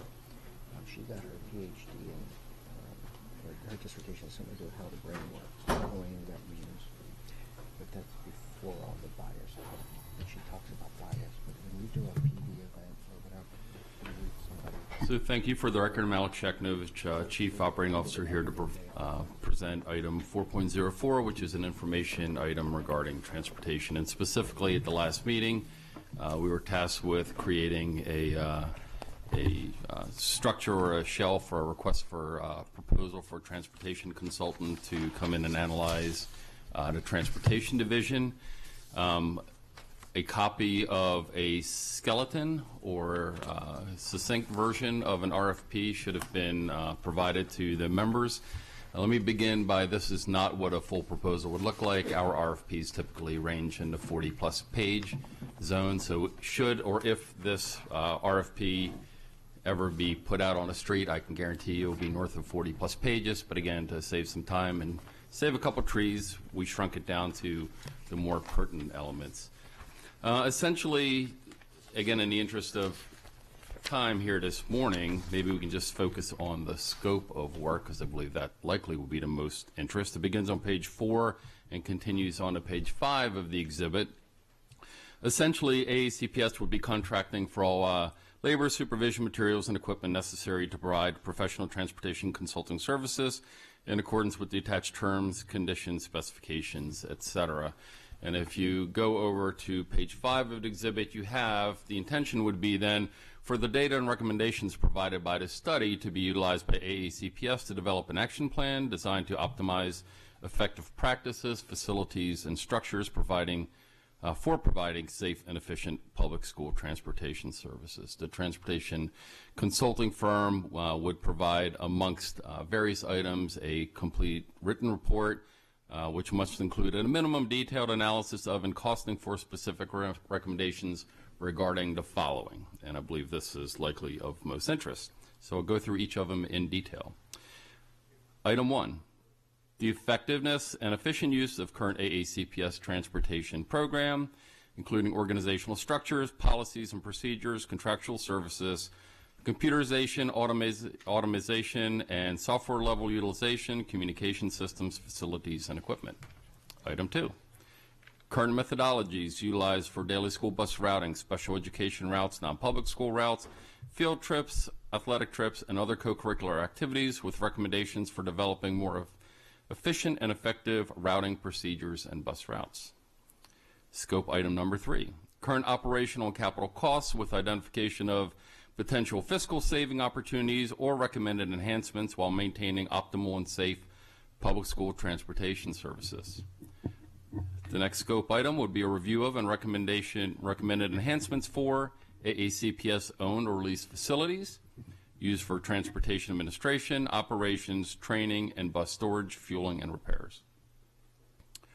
The next item would be current and recommended automation and data management tools utilized for bus routing, contractor payments, reporting requirements, data retention requirements, as well as the use of data to measure program efficacy. We'd also be requesting staffing, inclusive of professional support and contractual, be reviewed. Items such as organizational structures, resources, qualifications, utilization, compensation, and training/professional development needs. We'd request a review of current practices for recruiting, training, and compensating both AACPS employed as well as contractor employed school bus drivers and bus aides, with recommendations for addressing the current shortage of qualified public school bus drivers and bus aides. We'd be asking the consultant to take a look at procedures used and opportunities for enhanced communications with schools, contractors, bus drivers, aides, staff, parents, students, and other stakeholders regarding transportation services. We'd ask the transportation consultant to assist the AACPS Transportation Department with optimizing the utilization, data population, and output generation of its present computerized automated transportation routing and accounts payable systems. We'd ask that they produce for us recommendations on costs associated with changes to school start and dismissal time scenarios, essentially to compress said times to allow for a later start of those schools with the earliest start times and an earlier completion for those schools with the latest dismissal times.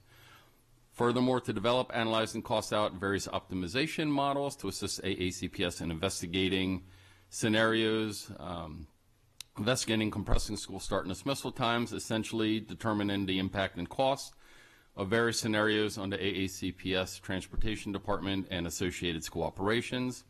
And finally, to examine opportunities to cost effectively shorten the duration of the longest bus route run times where possible and or practicable.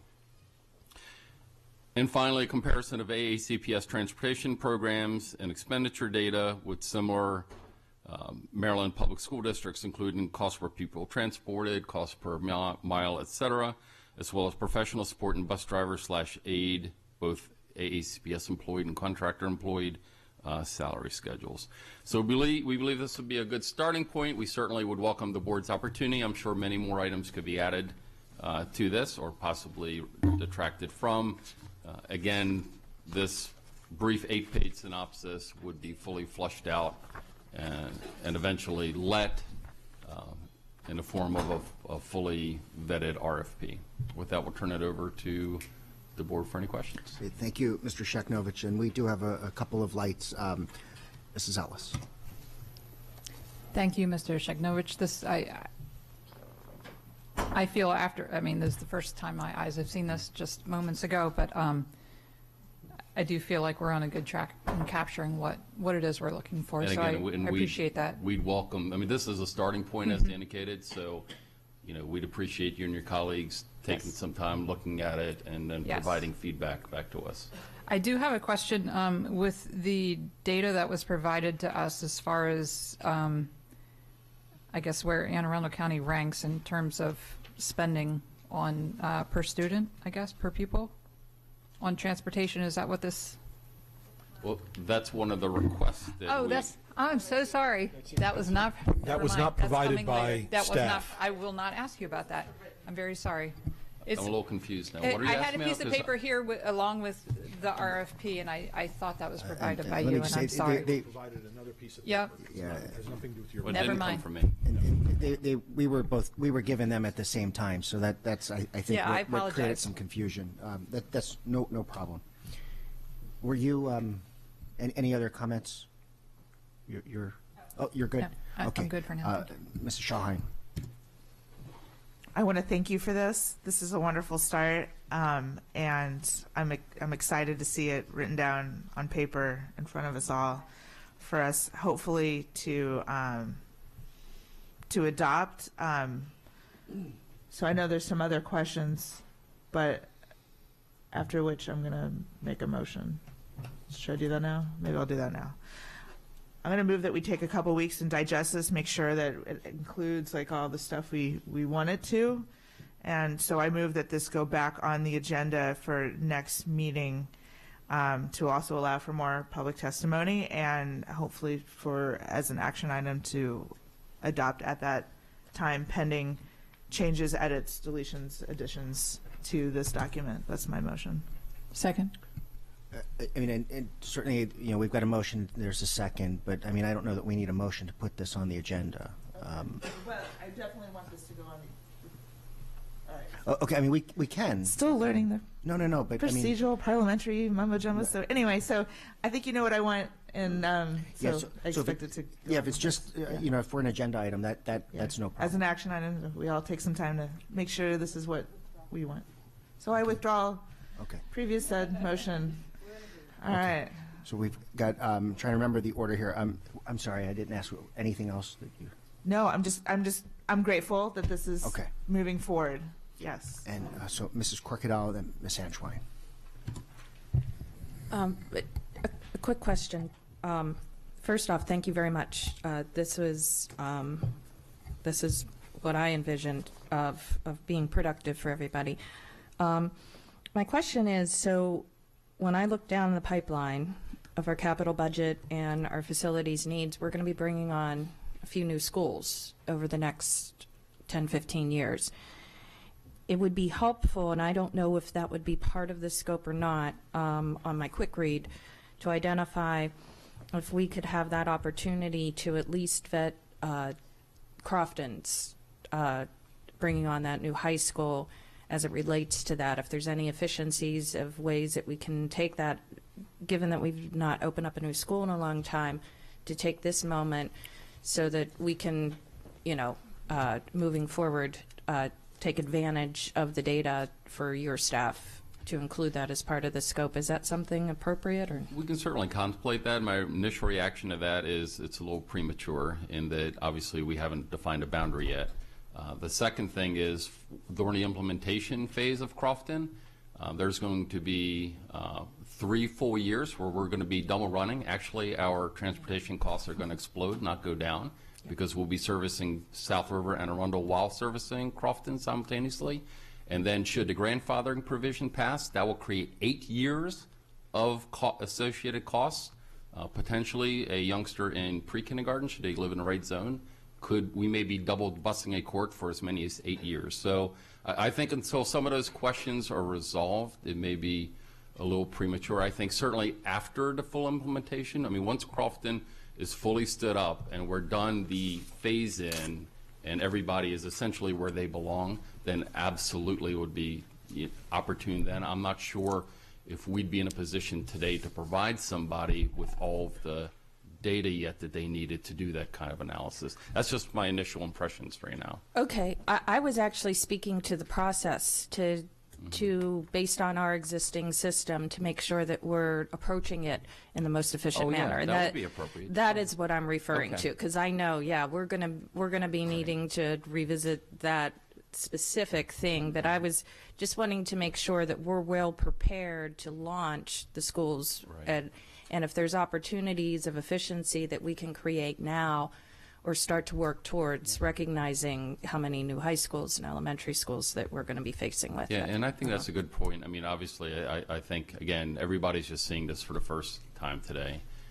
It would probably be most effective or efficient if, the board, individually, compile their observations or questions concerned, additional, scoping elements, et cetera, and could funnel those through, through the board's executive assistant, and then staff and myself would compile those and bring back a more finished product for the board to look at. Well, thank you very much, But yes, sir. absolutely.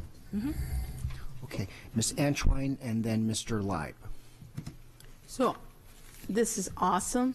When we introduced it I think about a month ago now, right? Yeah. I would not have envisioned this. You all always do great work, and I'll certainly take it and take a look at it. In doing this, I wanted to understand the personnel piece when we go into how we account in terms of dollars when we go into hiring such vendors that do this kind of assessment, please. Well, I'm not sure your question. I mean, the vendor would be providing the personnel, and they would be, coming into our home and living with us and Right. speaking to our staff and going through our records and working with our systems. I mean, there will be a lot of communication and data exchange. So obviously, whatever they ask for, we would have to provide, and we'd fully cooperate with them. We wouldn't be looking for additional in-house resources to do that. I mean, the contractor will be providing all those labor hours. That is exactly where I was going with that. I was also wondering, too, whomever is eventually, whatever vendor eventually takes it on, they'll have to be cleared through our system in order to, engage with the buses and all that kind of thing. Oh, absolutely. Like I said, Okay. this skinny 8-page thing would wind up being a 40-something page thing. Okay. And they would have to go through everything from screenings to confidentiality agreements. If they needed access to Fort Meade, they would have to go through the DOD screening process, et cetera. So all that is flushed out in a more robust standard RFP template that we issue to the public. Yes, sir. Thank you very much. Yes, ma'am. Mr. Leib. Yes, Mr. Sec. How deep do you believe the bench is for firms that would have the depth and broadness and the qualifications to conduct this sort of examination and review? Quite honestly, sir, I've not researched that. I mean, we were focused on developing a scoping tool. Yeah. I would say two things to that. One, that is something that we would research if we decided that we were going to go forward. The second thing is that we essentially have a policy here that we don't waste people's time. Time is money in the professional world, and unless we have the funding and the resources to fund an RFP, I'm not going to put an RFP out on the street, have either 3 or 30 companies spending thousands of dollars creating a response to an RFP if I don't already have the appropriation authority and a cash on hand to fund it.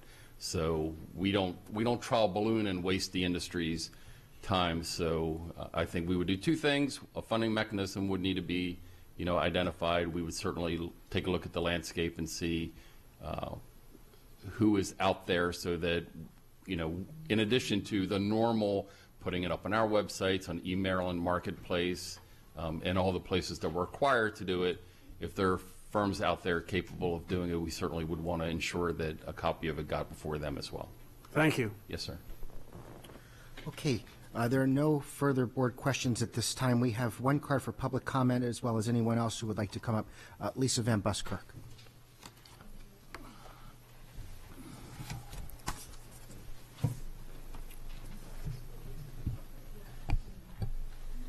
Good morning, Board of Education. Lisa Van Busker, Restart School Leader, Anne Arundel County. As I was trying to keep up with Mr. Shagnovich writing down these 12, 13 different items, they were music to my ears. So I'm very pleased with the work the Transportation Department has come up with in scoping out this. And I look forward to seeing how the discussion goes in 2 weeks and reading it in a bit more detail. So I'm really pleased with where we've come. When 2 years ago, when former board member Ms. Sasso tried to get some outside help to come in, the board was not interested in that. So I'm appreciative of the changes and the effort going forward.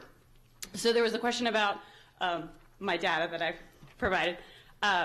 So this is because in the February 6th meeting there had been a discussion about how cost-effective AACPS was. So I looked on MSDE's data, and the most recent data that they have for the selected financial data is from the 2016-2017 school year. And so it is a spreadsheet with 8 tabs, and each tab is 3 pages, so I cut out a lot of stuff, and I can send you the full spreadsheet if you want. But in it, I liked that on tab 4, they evaluated the cost per pupil for each of the 24 jurisdictions and ranked them based on per pupil attending. And in that, Anne Arundel County comes out 15th, so very middle of the pack-ish. It should be interesting to note that the school system that spends the most money also has the best hours. That would be Garrett County. Their elementary is 8:15 to 8:45, and their middle and high schools are 8:25, 8:30. Admittedly, a very rural jurisdiction. They only have 2 high schools, and they're co-located with the middle schools. So it's different, but, you know, it's nice to see that some schools do that. Anyways, so when I look at various cost-benefit analysis used by the Brookings Institute and RAND, they estimate that implementing improved start times costs about $150 per person, based on their estimates. The 2014 task force, their numbers came out somewhere in the $110 to $120 range. So we use the $150 until we get the consultants to come back with item number 10, school start time cost estimates and schedules. That would bring Anne Arundel County up to 872, which put us about 11th, right behind Harford County and slightly more than Prince George's County, which I think is fairly consistent with where we would be. And I would like to point out that on Monday, with the time shift, sunrise is going to be at 7:23 now, which means that all of the high school students who are just now being picked up in daylight, next to Civil Dawn, they're all going to be in the dark again. So I'm looking forward to how we can make that evolution safer for all the students. Although now the afternoon late drop-offs will at least be in the light, but we need to improve that for the winter. So thank you very much, and look forward to continued discussions. Thank you. Thank you. And Mrs. Ellis. Thank you. I just want to ask a question that I don't know that anyone here can answer, but the data on this table provided by Mrs. Van Buskirk, I'm curious, do we know where we rank with other districts as far as, I know that we spend a lot of money transporting students to special schools and out of area. I'm wondering if that affects this ranking at all. Do other school systems do that as much as we do? So in other words, is our cost per pupil perhaps even inflated by that? Do you understand the question? So in other words, and I don't know, we might be doing as the same as other jurisdictions, but I'm wondering if that would affect the ranking at all. So I haven't looked at that data. I don't know anything about the algorithm for the data that she's given you. I'm seeing it for the first time. So I don't know. I can't answer if non-public transportation costs are included in that algorithm. Right. I don't know. So secondly, are we out of line or in line, using my words, with other school systems with regard to transporting students to non-publics? I don't know that we are one way or the other different. Larger school districts, statistically speaking, will have more students that will have that need. Smaller school districts won't, but percentage-wise, I think we're right about where the other school systems are. Okay, any further public comment or board questions and comment on item 4.04? Seeing none, we'll now move to item 5.01. Which is just, we don't need to bundle today, just one item. Dr. Arlotto, your recommendation, please. Yes, sir. I'm recommending that the Board of Education award contract number 19SC151, Student Transportation Services for High Road School, Anne Arundel County, to Jubbs Bus Service, Fays Bus Service, Lanes Bus Service, and Lonergan's Charter Service in the total amount of $6,018,069.60. Is there a motion? So moved. Second. Okay, great. Comments, Mrs. Schallheim. I just have a question. Is High Road School a name of an actual school? Because I don't think it is. Or is it the name of where it is? Oh, all right. I was banging my head against the wall trying to figure out where on earth the school is located. So thank you. Okay, any other board questions or comments? Any public comments? Seeing none. Mrs. Connolly, this is a vote on item 5.01. Aye. Mr. Ladd? Aye. Miss Ellis? Aye. Mr. Brannan? Aye. Miss Hummer? Aye. Miss Corkadell? Aye. Miss Antoine? Aye. Miss Urea? Aye. Mr. Gilliland? Aye. 9-0, motion passes. Thank you. Item 6.01 is administrative personnel appointments, and today there are none on the docket. Item 6.02 is personnel. Dr. Arlotto, your recommendation? Yes, sir. I recommend board approval of the action stipulated on the attached sheets. Is there a motion? Second. Second, great. Any board comments, questions? Seeing none. Mrs. Connolly, this is now a vote on item 6.02. Please call the roll. Ms. Johan? Aye. Mr. Ladd? Aye. Miss Ellis? Aye. Mr. Brannan? Aye. Ms. Corkadell? Aye. Miss Hummer? Aye. Miss Antoine? Aye. Miss Urea? Aye. Mr. Gilliland? Aye. 9-0, motion passes. Thank you. Moving along, item 6.03 is part of our third reading calendar today. Dr. Arlotto, your recommendation, please. Yes, sir.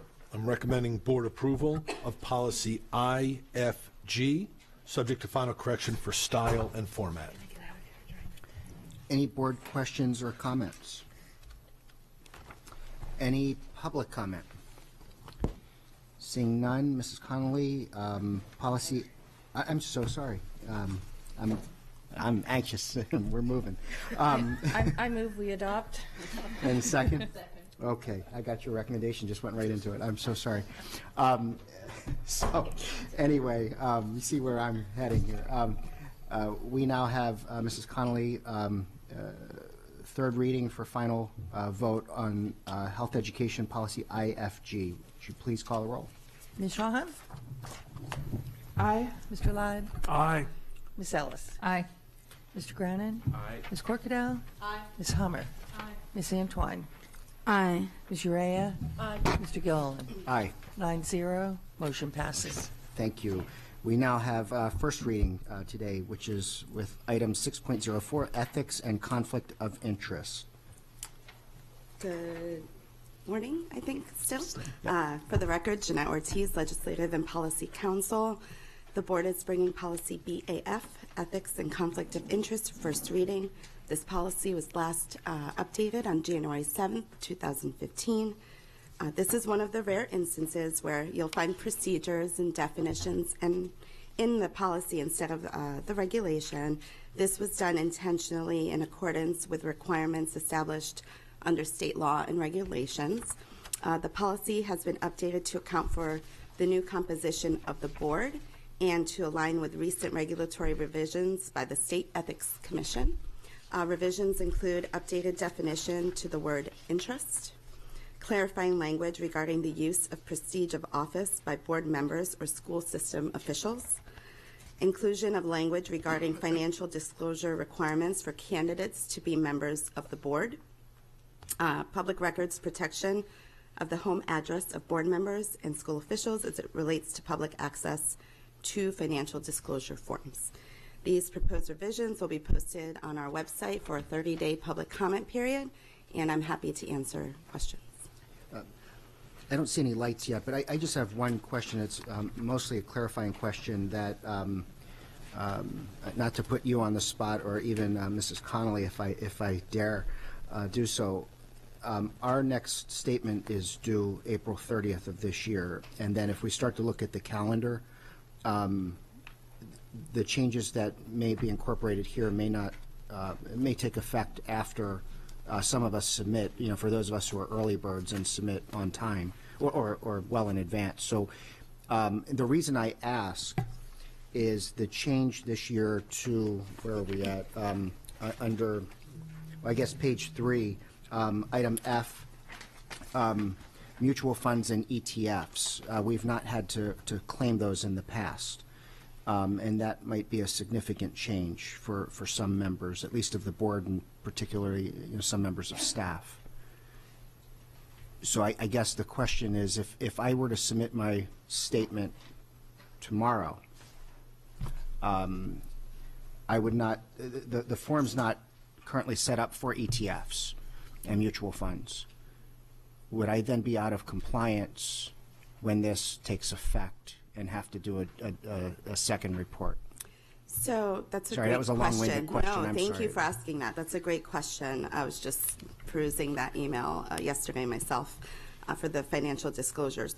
So the regulation changes by the state have already taken effect. And so while we have not updated our policy to reflect that, this definition is included in the state regulations currently. It's already been updated, so I was waiting for them to finalize their revisions before moving forward with our policy revisions.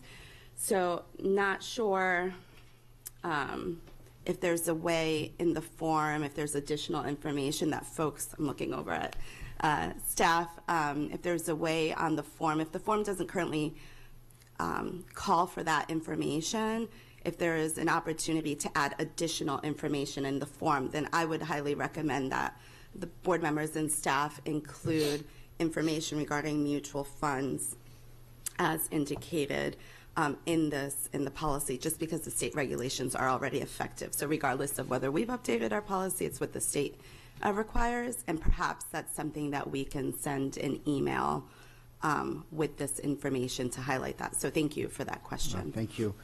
And again, I certainly get the alignment with the state. One of the issues that pops up from time to time is when we say composed primarily of holdings, et cetera, in the specific sector. In some cases we may not know, and that's always a gray area. I tend to side on the side of caution, but at the same time, it makes it difficult sometimes to know, if that one particular ETF or that one particular mutual fund has holdings in, say, an education publishing company or something that may not be given in the name of the mutual fund. So for instance, mutual fund invests in Apple, and Apple has iTunes University and various components where there is overlap in education, but that may not be their primary function. And that offers some gray area. And this was not anything that I intended to talk about at length today, but I'm just raising it to avoid hopefully us not having to do duplicate reports later in the year, and then where there is gray area or ambiguity in the mutual fund because they don't stipulate all of the categories. This kind of woke me up. So no, that's good information, and I'll definitely coordinate with staff on getting this information out there to board and AACPS staff who are impacted by this policy. And with regards to the state, sometimes they're clearer than other times as far as definitions and things of that nature. Certainly, I would recommend that you err on the side of caution. Of course, as you mentioned, President Gilliland, it's just something you may not know. And so I think, given the fact that this is a recent change, if it was an issue that were to come up, then an individual would have the opportunity to simply amend their disclosure unless there was something nefarious that was found, that someone was purposely not disclosing information because of personal gain or something of that nature. You can always go back, and amend it if an issue were to come up.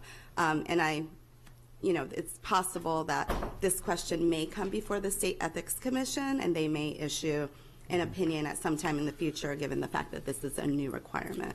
And just in the event of full public disclosure, it's not that I'm hiding anything or insinuating that anybody else may be hiding anything. It's just that in the past, certain holdings in 401ks and IRAs, et cetera, did not have to be disclosed. So this is why this is new for those who've been in the game for a little bit of time here. We've got one question, Mrs. Schalheim. Thank you for this. I just wanted to know, you said it already took effect at the state level. Do you know when? Because in a similar manner to President Gilliland, my ears kind of perked up too a little bit. So when did this take effect? Because I am an early bird and I've already submitted my form. So recently, I would have to go back, definitely within the last 6 months since the school year started. I want to say at the end of 2018 or so. So because it already went into effect and now it's coming before us, but the form didn't specifically specify some of these things, but obviously now we're held to account. Yeah, I need my form back. So I can make sure I'm cool with this. Yeah, so thank you. Yeah, and you can amend your form, and that tends to happen. Unfortunately, the state will either pass laws or amend regulations, and then, you know, we have to go through our process to do everything, and so there can be a gap. And so I think that would be easily explainable if there were a question raised as to why certain information was disclosed. Obviously, you filled out your form with the information you had at the good time. faith, yeah. And good faith, exactly. And so I think that's what's important. Okay, great, thank you. You're welcome.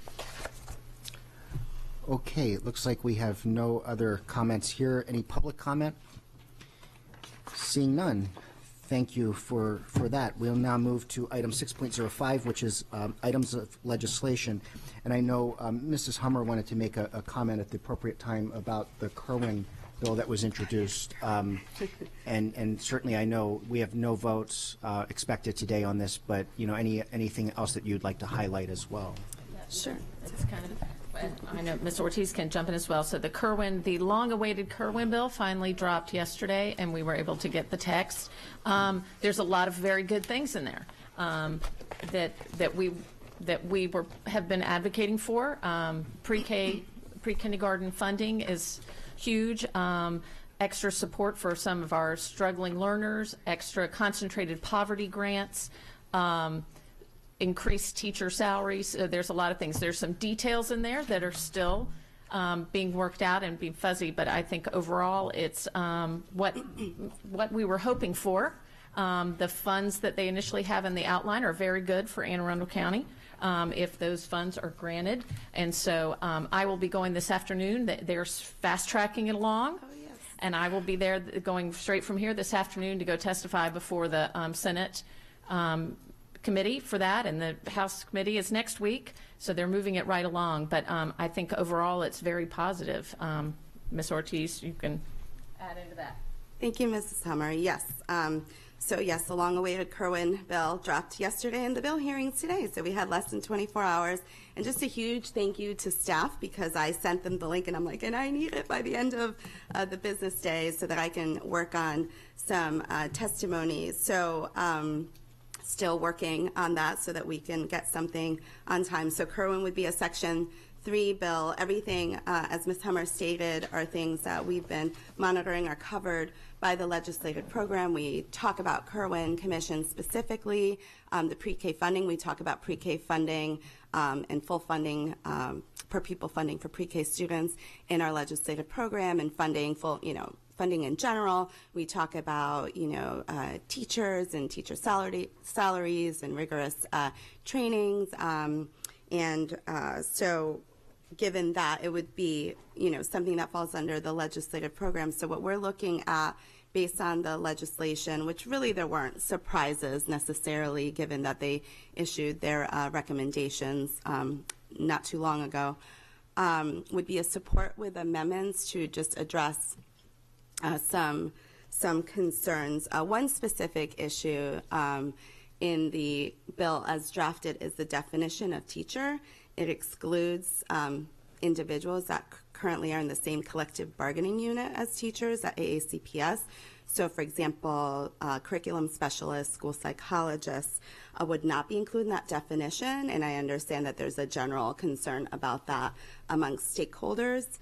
A couple of other things are accountability. There's an accountability piece in there, and so we would like to ask the legislature to consider doing whatever performance evaluations or audits aligned with the current audits by the Office of Legislative Audits, because this performance evaluation would fall under that office. So rather than doing two separate audits that be done in concert with what we currently have. The last time we had auditors here from OLA, they were here for 11 months. And so, to have back-to-back, and I can't even imagine the small rural counties.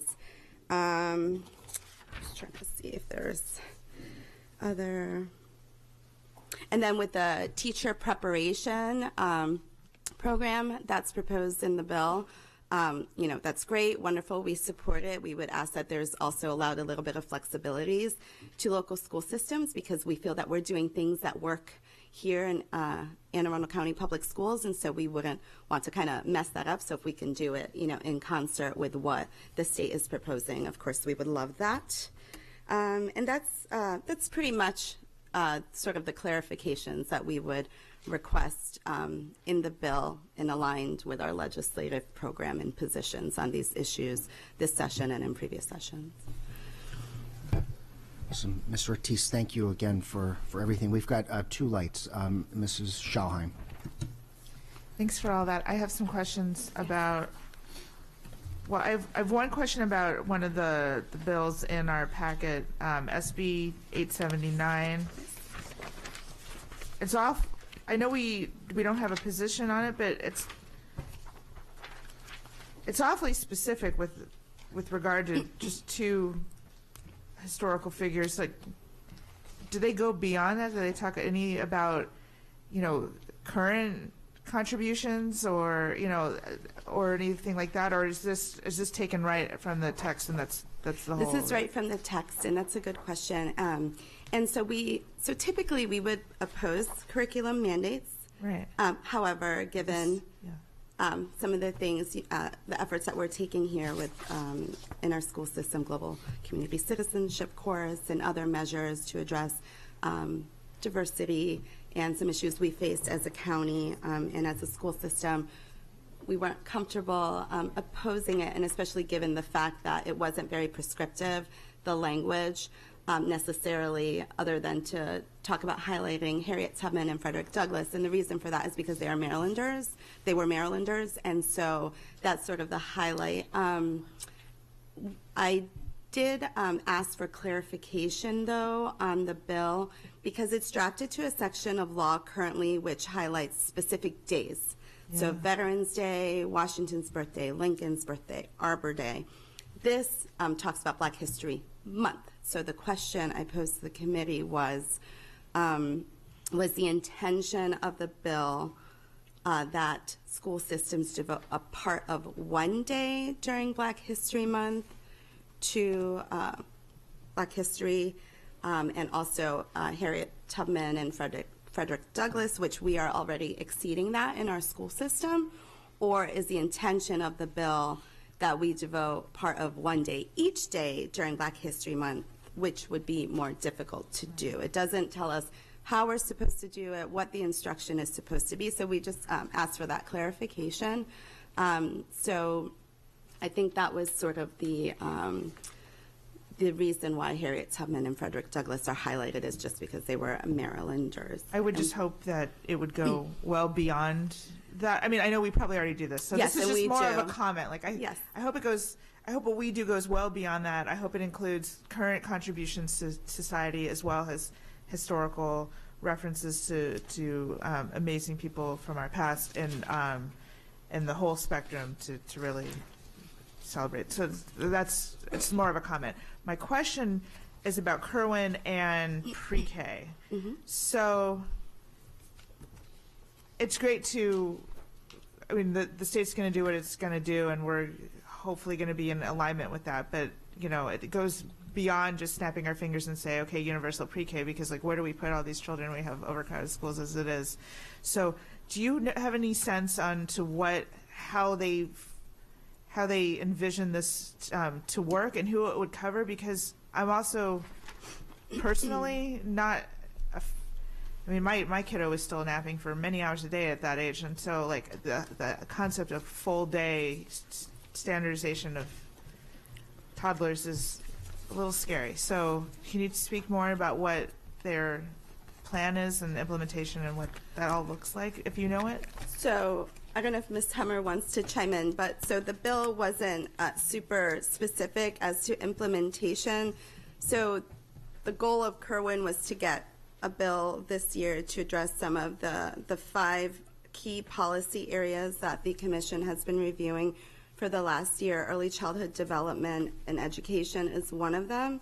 And so they talk about, expanded per pupil funding for eligible students for pre-K. Next session is when we really anticipate the Commission really looking at, if they're going to expand universal pre-K, how that would be done, how it would be funded, how it would be implemented, and the requirements. They haven't gotten really that detailed in this bill. And so I'm not sure where they're going to go with that. Part of this legislation actually extends the Commission for yet another year. It was originally only supposed to meet for 1 year, and we're going into year 3 here. And next session, the goal is to have legislation that really tackles the funding formulas, because those are not addressed in this legislation. While there's certain funding that's appropriated or allocated for certain grants and certain programs and things of that nature, the actual true funding formulas and the state contribution, and local contributions have not been determined at this time. And, during the press conference yesterday, leadership talked about needing local buy-in, for example, right? Because there will definitely be more commitment needed from the local governments to be able to fund this very bold steps that the Commission is looking to move forward with. So I realize that they're going to expand pre-K. I guess my concern is if they're going to demand that as every child going, or if they don't, how do we, I guess I'm just concerned, how do we scale it, not knowing, if all kids aren't mandated to go, that's great. I think that would fall under our legislative program, not having another demand placed on us. But then if it's not demanded, then how do we gauge where we're going to need space and buildings throughout the county? So I just wanted to put that. No, those are good questions, and that's sort of the issues that we have raised over the years, because space, facility, we're still dealing with the full kindergarten and, right. 11 years later and meeting those needs for facilities. There's definitely conversations about collaborating with private pre-K providers and being able to meet the needs. But again, those details have not been worked out as of yet. But Yeah, certainly and they're getting a lot of feedback and information, not only from the Commission members, but from school systems, MAPE, PSAM, superintendents, other stakeholders, parents, et cetera, the legislature, because there are different ideas about that. And certainly there are folks that, don't believe that mandatory full pre-K should be what we're doing. And certainly as a state right now, we allow parents to keep their child back 1 year, even for kindergarten. So I imagine those are all of the things that would be considered when they finally make their final recommendations. Yeah. Thank you so much. You're welcome.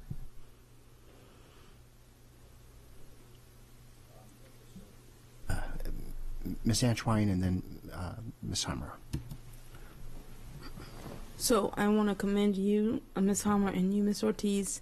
I know that having it drop, like literally yesterday or so, to have this much information come back to us.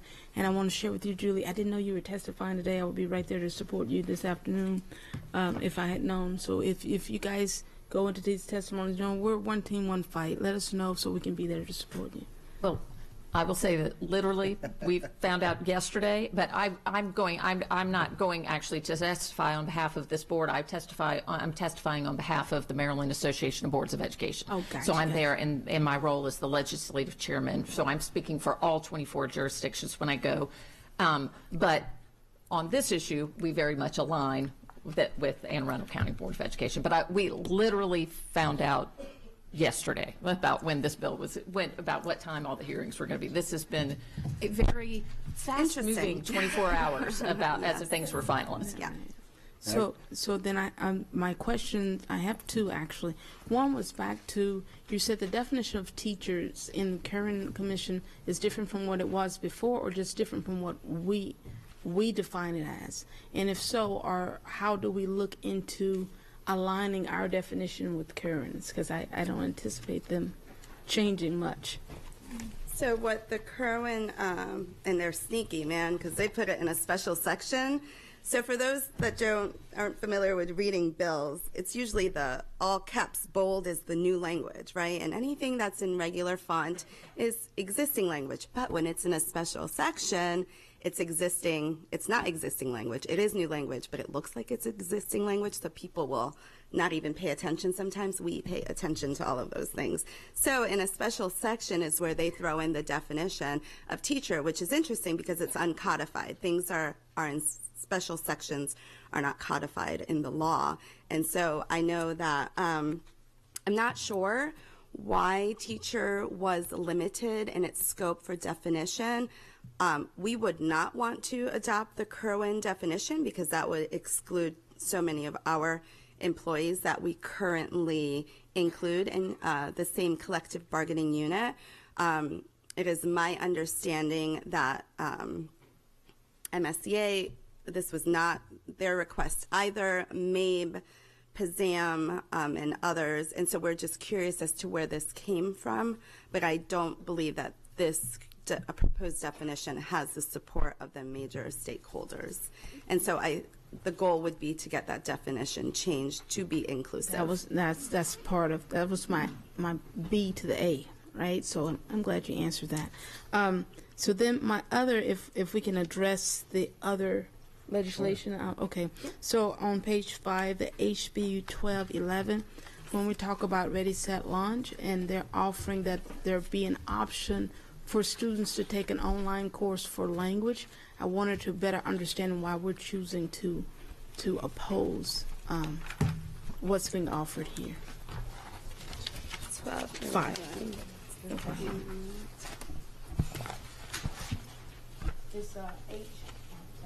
It's Hotel Bravo 1211. Okay, so this is with the foreign language requirement, computer programming language courses.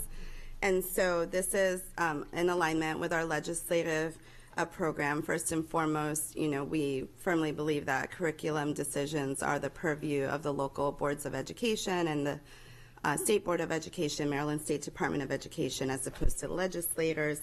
But to have a computer programming course be considered a foreign language requirement, meet a foreign language requirement, we don't feel would meet the purposes of a foreign language requirement and would really dilute the purpose or the reasoning for having world and classical languages or foreign languages. So this is a position that we've been taking historically over the years. This bill is what we call a reintroduction. It's like a perennial bill trying to change whether it's, foreign language requirements or science requirements, and so we've historically always opposed these because the purposes of world and classical languages and computer programming we don't feel are aligned. And if I could add to that, Ms. Antoine, I think it's a wonderful question, and we've talked lots about it with staff and superintendents around the state, our opposition to it, our recommending the board's opposition to this is not in any way, shape, or form making a statement that we believe one is better than the other.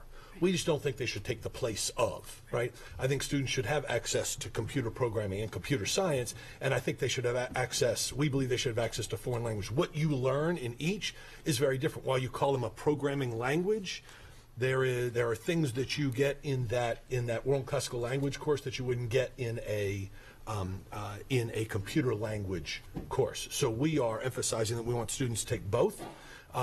Also understand that if this goes through with the state of Maryland, it would not align in many cases with colleges and universities and what they're looking for on college applications of 2 or more years. It's very standard. I was out visiting colleges 2 weeks ago with my daughter and talking to admission counselors in several states and several different universities. They're looking for a minimum of 2, if not 4 years of a language, and they would not accept computer programming as one of those years accounting for a language. So it would sort of put us in a different place in the state of Maryland as we're looking at our students to start to apply to schools around the country.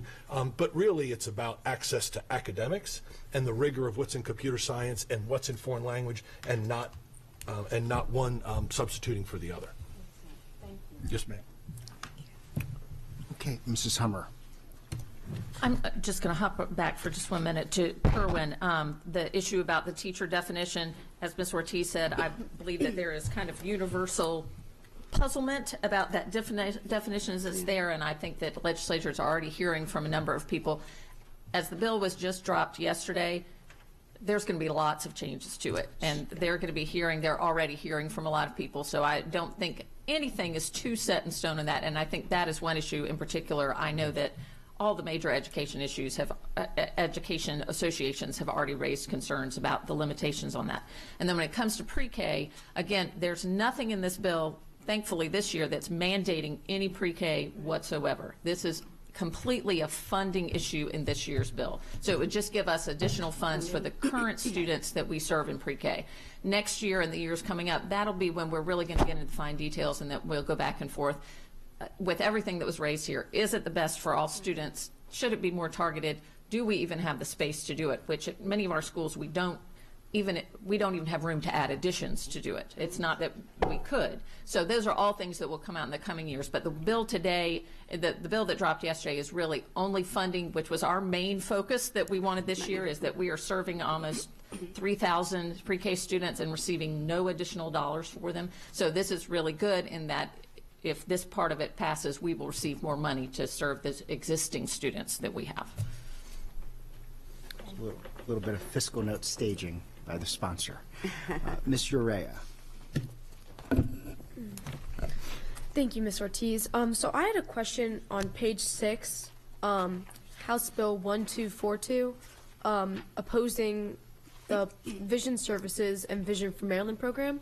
From my understanding, I thought we already gave eye exams to students, like on certain periods of the year. So we do. This would, though, require a County Board of Education to be responsible for coordinating with this vision program that's established under the bill to get the glasses to the students. And currently, we just didn't feel it's the county board's role to do that. Our health departments are staffed by the county health department, and they conduct our vision screenings, and we didn't make a recommendation one way or another, but we just didn't feel that it's a role. It was the purview of a county board of education to be trying to figure out how to get these glasses to the students at the school. And so we thought there could be another avenue that would be more appropriate and more efficient to ensure that the students were receiving the glasses once once it was determined that they needed them. So we work with the Department of Health, and it's asking us to work with an additional program, is what you're saying, too? Yeah, so this would create a new program that would help fund for the glasses for these students, but it's asking us to be responsible for getting the glasses to the students and coordinate. And we just thought, we're not currently providing the vision services directly as a school system as it is. That's the county health department. And so we just thought that whether it's the county health department or whether it's someone at staff at the program itself that would be responsible to provide those glasses to students. Okay, thank you. You're welcome. Okay. Looks like we have no further questions or comments here. Is there any public comment on items of legislation? Seeing none. Ms. Ortiz, thank you, as always. We'll now move to review items. Item 7.01 is the workforce diversity presentation, and we do have a staff presentation. By the way, thank you for this. I've been asking for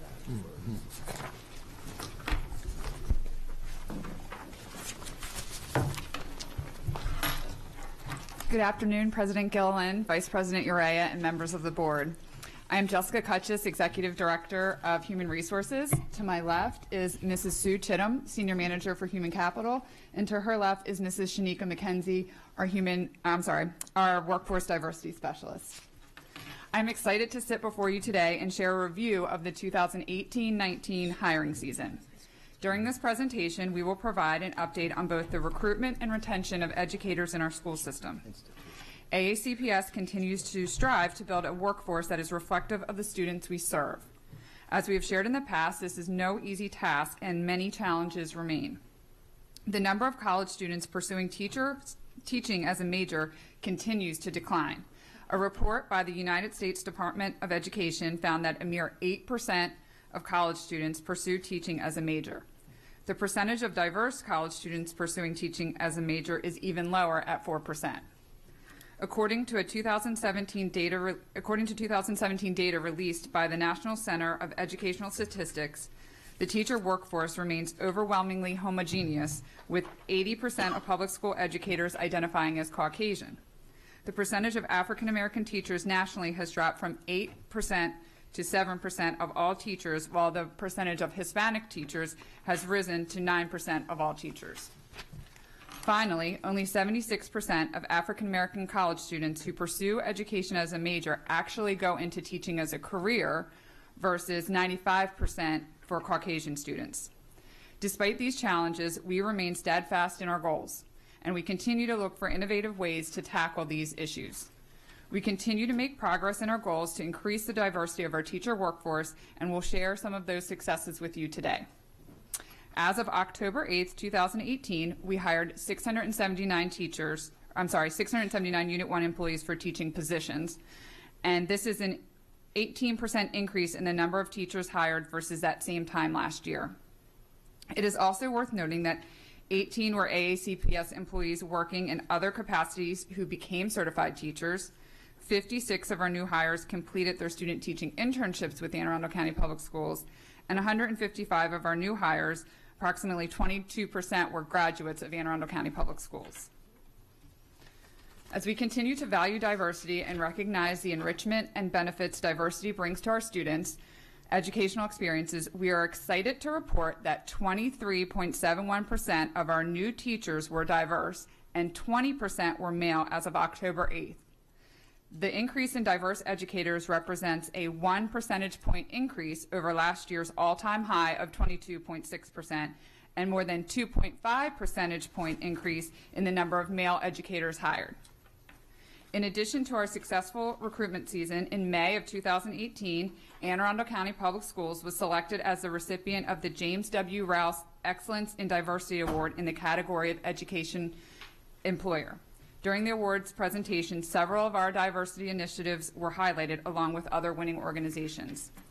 Now that I was able to share some highlights, I will turn the presentation over to Mrs. Shanika McKenzie, who will discuss some of the efforts that contributed to our recruitment success this past hiring season. Good morning. AACPS recruitment staff attended 38 college and teacher education job events during the 2018-2019 recruitment season. 25% of the events attended were diversity-focused job fairs or visits to colleges and universities with higher proportions of students from underrepresented groups. We are continuing to evaluate additional recruitment opportunities with more diverse colleges and universities, including historically black colleges and universities, also known as HBCUs. To help cultivate additional relationships with additional HBCUs, I will be attending the Dream Deferred Conference later this month, which brings together HBCU leaders from across the country. We extended 136 open contracts to strong candidates in order to secure their employment with our district. We especially focused on top diverse applicants and high-performing student interns. 98 of the candidates we offered open contracts accepted positions with AACPS, which is 72% of total offers. 40% of the teacher candidates who accepted open contracts were diverse applicants. As the teacher shortage continues to worsen, the use of open contracts will prove crucial in attracting high-quality, diverse applicants who are sought after by multiple school systems. In addition, HR representatives proactively reached out to principals to help identify highly qualified student interns and offer open contracts. Our HR recruiters are also scheduling on-site visits at student internship work sites in an effort to build relationships with interns, answer questions, and provide guidance regarding the hiring process. With the assistance of dedicated staff in the Office of Workforce Diversity, we contacted nearly 850 diverse teacher applicants applying to teaching positions within our district.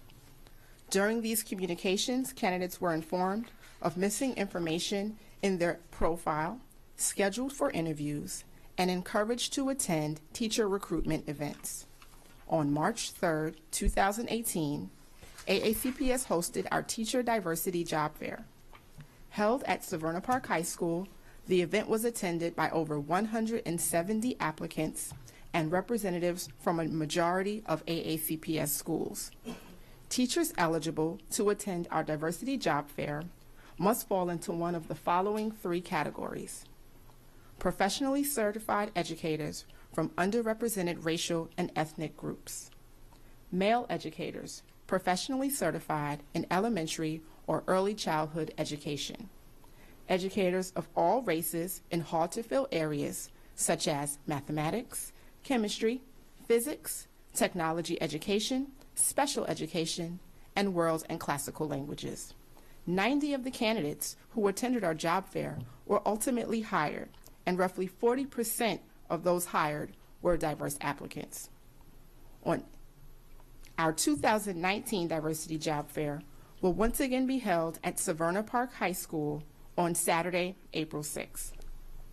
In March of 2018, Anne Arundel County Public Schools returned to San Juan, Puerto Rico to host our second recruitment event.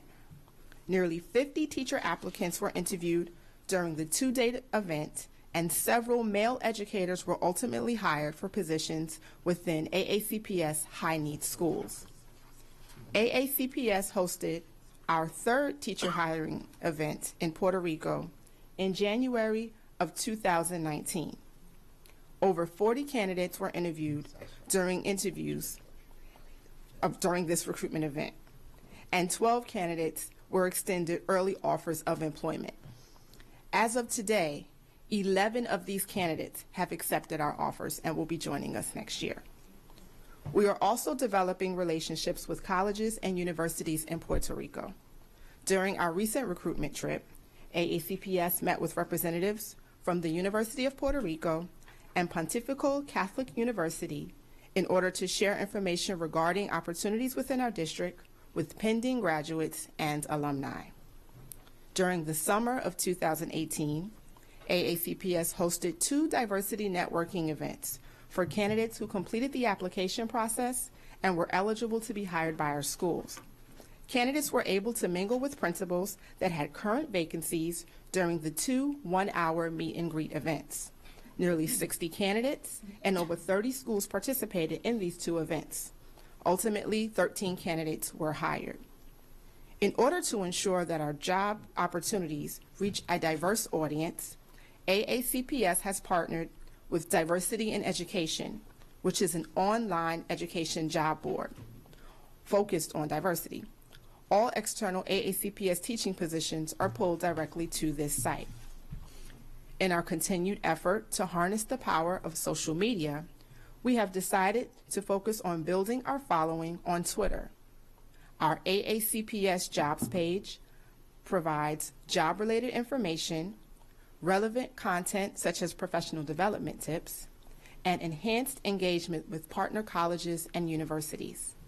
We continue to provide job-related content on the school system's Facebook page, such as information on upcoming job fairs and announcements for hard-to-fill job openings. Finally, we continue to host recruitment events designed to attract career changers or others who may wish to consider teaching as a career. On November 29, 2018, we once again hosted our So You Think You Can Teach information session. The workshop provides attendees with an opportunity to learn more about the process for obtaining teaching certification in Maryland, as well as alternative certification programs offered by AACPS.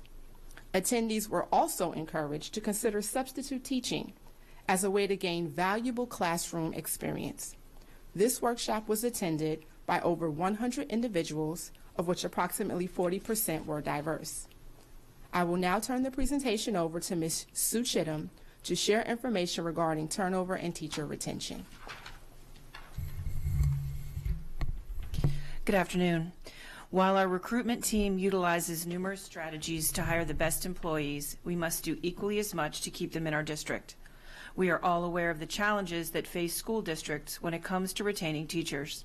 This challenge is even greater when you consider the smaller numbers of diverse educators within our system and their high demand in all areas.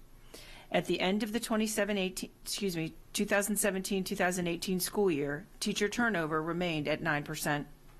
A review of data for that same school year shows that Anne Arundel County Public Schools retained nearly 76% of diverse professionally certified educators for a second year. This represents a decrease in the retention of diverse professionally certified educators from the previous year, when retention was roughly 85%. Factors that affected teacher retention include teachers who were separated by principal non-renewal, teachers who resigned for personal reasons, and teachers who resigned to teach in other districts. We continue to evaluate ways to provide additional support to teachers who may require further professional development or who may be struggling with issues pertaining to work-life balance. The retention rate for non-diverse professionally certified educators was 88% at the end of 2017-2018, which was up slightly from 85% during the previous year. Factors that affected teacher retention for non-diverse educators were similar to those provided for diverse educators. It is also important to note that although a larger number of non-diverse educators separated from Anne Arundel County Public Schools, their overall retention remains higher given the fact that they are hired at more than 3 times the rate of diverse educators. The retention of diverse and non-diverse conditionally certified educators for 2017-2018 school year was 56% and 62.5% respectively. These numbers represent a decrease in retention from the previous year, when conditional retention was 62% and 73% respectively.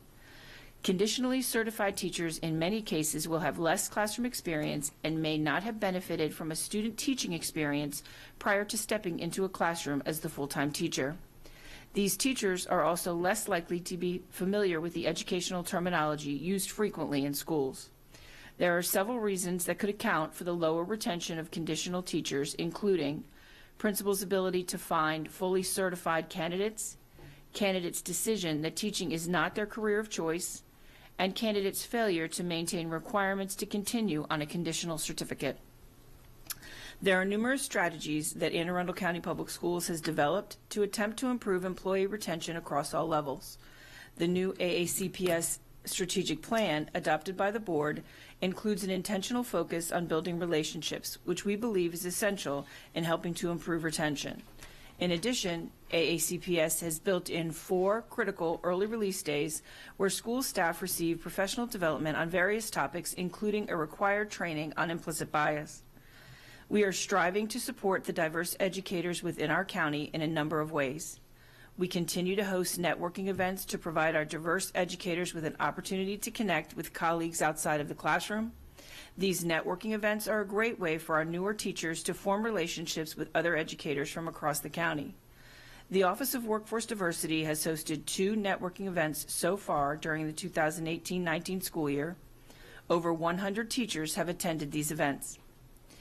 In an effort to provide additional support to recently hired diverse educators, we have established a year-long professional development program. The LEADS program, which stands for Linking Educators to Ensure Development and Success, was created by the Office of Workforce Diversity to provide mentoring and support to diverse educators. The LEADS Professional Development Series was established this school year and provides quarterly professional development workshops for diverse educators new to our school system. Funded through a grant, these paid professional development sessions provide teachers with an opportunity to gain valuable information to help navigate their first year with Anne Arundel County Public Schools, connect with diverse educators from across the county, reflect on their personal experiences in our schools, and discuss the importance of diversity and inclusion within our county. Approximately 25 teachers have attended our first 2 professional development workshops. In addition to the support offered by Right Start Advisors, we continue to host workshops for our conditionally certificated educators to help better acclimate them to the classroom. These workshops provide additional assistance to teachers who most likely did not complete a teacher education program and may be stepping into the classroom for the first time. These voluntary sessions include rotating workshops on topics such as classroom management, planning for instruction, and parent communication. These workshops were moved to evening sessions to alleviate the need for substitutes to cover teacher absences. This year's workshop was held in December and was attended by approximately 40 teachers. Our goal today has been to provide you with some strategies Anne Arundel County Public Schools use to recruit and retain our employees. We realize that people are our most important asset, and that employing individuals with various backgrounds, talents, skills, and perspectives will enhance creativity and innovation within our school communities. Our efforts to increase diversity within our system helps to ensure that every student can see themselves in the teachers and staff members they interact with every day. Studies have shown that positive exposure to individuals from various races and ethnic groups, especially in childhood, can reduce stereotypes, diminish unconscious implicit biases, and promote cross-cultural social bonding. We continue to strive to build a culture where diversity is embraced and all employees feel welcome. We are happy to answer any questions that you may have at this time. Thank you very much. Ms. Antoine. Thank you for this presentation. It was incredible, and the breakout helps me as a decision maker to better understand your efforts from your point of view. And I had a couple of questions. One was about the first year teacher. Many of the schools I can speak for in District 1 at least are considered challenged schools, and that first year can be really daunting if that is not something you're accustomed to, especially if you're a first year teacher teaching, not just teaching in Anne Arundel County. I was wondering if that time, the engagement for that program, if it is customized for teachers who are being introduced to the challenge schools. So I want to back up. One thing that we may not have covered, but I want to make sure is really clear. These are things above and beyond what is offered to all first-year teachers. So keep in mind that all first-year teachers have a Right Start advisor through our Professional Growth and Development Office. And so those folks know the schools that they're working with very well, and so hopefully they are addressing the needs that a teacher might have at a particular school. Schools also have something called a beginning teacher liaison, and that is someone to familiarize the person a little bit more with the actual school itself. And then on top of that, I think what we're talking about, some of the LEADS programs and different things, is a little bit more general, but certainly Ms. McKenzie does a great job of just meeting the needs of the person as they come. So if they say they have a particular issue, she's very responsive to ensuring that we're connecting that teacher with the right resources or answering his or her question and going from there. Wonderful, and that answered my question, especially with us recruiting out in our own territory, of course, but culturally it would certainly be different coming into this system. So that was good to know. So then my second question is a real general question, but I don't understand an open contract. Could you help me to better understand that, please? Sure. An open offer or an open contract is initially an offer to a candidate that we may have met on a recruitment trip, saying that we want to extend them a position within Anne Arundel County Public Schools for the upcoming school year, but we do not have the specific school they're going to be working at yet. So we are initially promising them or guaranteeing them a position for the upcoming school year, provided that they meet certain criteria. So anytime you are receive an open contract, there is a number of stipulations for things that you must meet. You must apply online. You must prove that you are able to obtain a teaching certificate in the state of Maryland. You must have positive references. If you're able to meet all those stipulations, we are then guaranteeing you a position within the county. And it is a system that most of the districts within Maryland are using to try to attract really strong candidates early. So then are they given like some timeline or? So the timeline, with an open offer, at some point the teacher must be placed within the school. Our recruiters work very closely with teachers. Teachers that have open contracts are coded in our applicant tracking system, so principals can know these are really high-flying teachers that we encourage you interview first. And we want that teacher and those principals to make a mutual match. And so our goal is from the time they get hired and their applications are cleared, we can then move them into the system into a status of application complete as an open contract. Principals can see them. as principals begin to have openings or find out about vacancies, they're going to start reviewing that list, and they may contact those teachers for openings. We want those teachers to be placed within, I believe, July 1st is the date. Our goal is to make sure all of our open contracts are placed or with the school by July 1st. If not, we're going to place them at a school because we have promised them a position. We must make sure that they have one before the beginning of the next school year. Wonderful. And then finally, back to retention. I want to better understand some of the subcategories that encourage moving to other districts. Personal reasons, people don't maybe not divulge that, but are there some key subcategories that may be encouraging leaving for other districts that you have seen or are aware of? So we have the data, and it just simply, when they choose it, they just tell us they're leaving for another Maryland school district. That's all they put on there. So I can't give any sort of data related to that, but anecdotally, you know, a lot of people take positions the first time right out of college where they get a position. Then their living situation may change. They, you know, are moving somewhere else, or they're moving back home with family, or different things like that. We're also, in some ways, transient in that having a lot of military affiliations in our county with the Naval Academy and with Meade. We often have military spouses, so, you know, they may leave for different, you know, another Maryland county or out of state. Some of the data that we do have an exit survey in Anne Arundel County. It is anonymous, but it is given to all teachers. So data from the most recent exit survey that would include teachers that most recently left us, top 5 reasons for leaving separation from the county would be personal reasons unrelated to AACPS, child care, moving, relocation, compensation or pay, principal or supervisor, work hours, work demands or expectations, or school district policies and practices. Those would be the top 5 that we have seen, and those have pretty much remained in one way, shape, or form the top 5 reasons for the last few years. So of that top 5, then it sounds like there are some things that we could over time work on to change some of that dynamic in terms of retention. That's a yes coming from one of the board members. I'm looking at areas that we could influence to support change in retention. So thank you.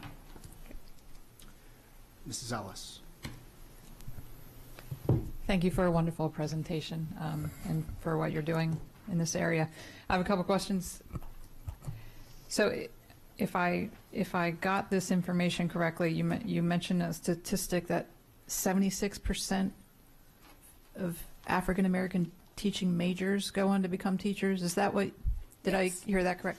76% of African American college students who pursue education as a major. So I'm in college. So yes. I'm aware that, and this is very much available in the literature, that there's a graduation gap at universities and colleges where minorities less frequently make it all the way through to get their degree. So do you know if that accounts for the discrepancy, or are we talking about majors who then change their major or go on to do some other career? Do you know if I don't know what goes into that 76%. No. Yeah. These are mostly reports from like the U.S. Department of Education, Okay. so they don't necessarily break down. So if this matches with that graduation gap, that's what I'm wondering is if we can capture minority education majors and offer them some sort of mentorship, because there's, I guess, challenges, hardships, that barriers that create this gap that maybe if they just had someone supporting them, counseling them through their college career, we might have more success. It's just an idea. Thank you. You just mentioned one of the top 5 reasons indicated that teachers are leaving is policies and practices. Do you get any, is there comment section? Do you get any elaboration on that? Is there something, can we start identifying what their concerns are there? I think that's as far as the data that we have. Right, so in terms of numbers and data, I understand you collect that as a category, but is there a comment section? Can we start looking into that? Certainly something we can take a look at. Yes. I think that'd be great. And then finally, I want to address wonder, I don't know if this falls into the category of the conditional certificate, but I want to address career changers, because I've had several people come to me with stories of professionals that could be really valuable to us, physicists, mathematicians, who have been very frustrated because they are interested in a career change. They are interested in getting in the classroom, and boy, they could bring a lot to our school system, but they cannot afford to take a gap in their career. So they cannot afford to follow stepping stones in order to get into the classroom. They need to move from their career into the classroom. So I've been told of several people who have come to AACPS with that interest, and they're not looked at because they don't have any sort of teaching background or certificate. So can you speak to that? I'll certainly jump in real quick, and certainly the team will speak much more eloquently than I. We are always talking to sort of second career changers, but they have to be certified teachers. So Anne Arundel County doesn't determine how to certify a teacher in the state of Maryland. The state of Maryland does. Okay. And so we've got to follow those processes and rules and regulations to get somebody through that process. We've talked to the legislature about creating ways that we could have adjunct teachers, much like adjunct professors, and work with legislation to see if we can get, we haven't gotten there yet with the legislature. It's on its sort of moving that direction, it's on its way. So, but we are, but there are certain, again, rules and regulations about getting somebody certified to be in front of children. So you can you help us understand what this conditional certificate is, and what's the process there? Sure. So a conditional certificate is, without knowing the specifics of the people that you were talking to, and we would love, in HR, I'm like, we always want to talk to people, so send them our way and we will, hold hands and figure out how, if they wanted to pursue something that would work. But essentially, Dr. Arlotto's right, they have to have a certificate. The conditional certificate does allow some career changers to come in, but they have to be in some sort of program and show that they are working toward. It's a 2-year contract only, can be renewed for 2 years, but at that point you need to be on a professional certificate. So we don't consider that a professional certificate. So there are opportunities, but it is a very detailed credit review of what is on that person's transcript and what we can qualify for one way or another. If I may add, very, very proud of the efforts of Anne Arundel County Public Schools in being on the forefront of the adjunct professor bill. With the partnership of Mary Talar and Dr. McMahon and Human Resources and Policy and Legislative Office, we took a bill several years back that just recently was written into COMAR, and so that we can now do the adjunct instructor route. And so that was a brainchild of this Board of Education, and it just recently went into the Maryland Register and COMAR, and so we've been working with Mrs. Talar very closely to figure out how to best implement that. So one option for someone who maybe doesn't want to completely change their career but is interested in teaching a class or two in one of our schools is that adjunct route. Now there are professional development requirements along with that. Sure. Because just because something doesn't mean you can necessarily relate to children. So could that be a stepping stone for someone who actually wants to make that career change? Absolutely, yeah, and that's something that we really want to look at is, one, people that just want to step their foot in and see if this is, for them, and then talk to them about how they could eventually become a teacher. So that is all part of the planning that we've been doing with Mrs. Talar's office. And when did this become effective? It just went into COMAR. I sent 2 weeks ago. 2 weeks. That explains it, because I've along the campaign trail, I've had people talk to me that were very frustrated that they've been turned away. So yeah, I mean, it literally just went in 2 weeks ago, probably. And I want to particularly stress, in our magnets is where we could really use those working professionals. I mean, not to discredit the teaching profession in any way, but there does come a point where students should be able to work with people who are working out in the field, and particularly in our magnets, I think that would be valuable. Yes, thanks. Mrs. Shawheim. Wonderful presentation. Thank you so much. It's like Ms. Ellis was reading my mind on a bunch of things that she said. So I think the adjunct teacher thing is amazing, and please go forth and make that a reality and use that as widely as you can. I think that's fabulous for a route for someone switching careers. I also had the same concern about which policies people were unhappy with, because that's certainly our jam, and like if there's specific things that need evaluation, gosh, I would surely like to know that. And then I just want to applaud your efforts in making Anne Arundel County Public Schools a more diverse place, not just gender and race, but culturally as well. I think that's important. That was kind of where I was trying to go the other day so I know that there's limits to what you can and cannot ask people, but culturally we're a very diverse country. We're certainly a diverse county, and so I would obviously applaud any movement towards that, because it only makes us more rich as a community to have all those different points of view being alive and well and happy in our schools. So thank you for all of your efforts. Mr. Rea. Yes, thank you so much for your efforts. I just had one question. So you talked about like workforce diversity and everything, of course. So I was just wondering the placement of teachers to ensure that the place that they are placed at is diverse as well with the teacher workforce. So could you explain to me how that works a little bit? Sure. So essentially, as Mrs. McKenzie rightfully stated, it's really a mutual agreement between the principal and the teacher. So teachers choose to go to different schools for a variety of reasons, and what we're finding is teachers are being more selective because the way the market is right now. And so there may be a teacher that says, I want to go to a diverse school, I want to work in a Title I school, I want to work, and so it could be teacher self-selection. A principal may be looking to, make sure that his or her staff properly represents the students, and so he may, in interviewing, look for some different, characteristics, or as you said, diversity that are going to come out of the teacher or applicant's answers in their interview questions. But we don't, at this time, move teachers based on any sort of, reason like that. The teachers need to be where they want to be, and the principals need to want them in their buildings.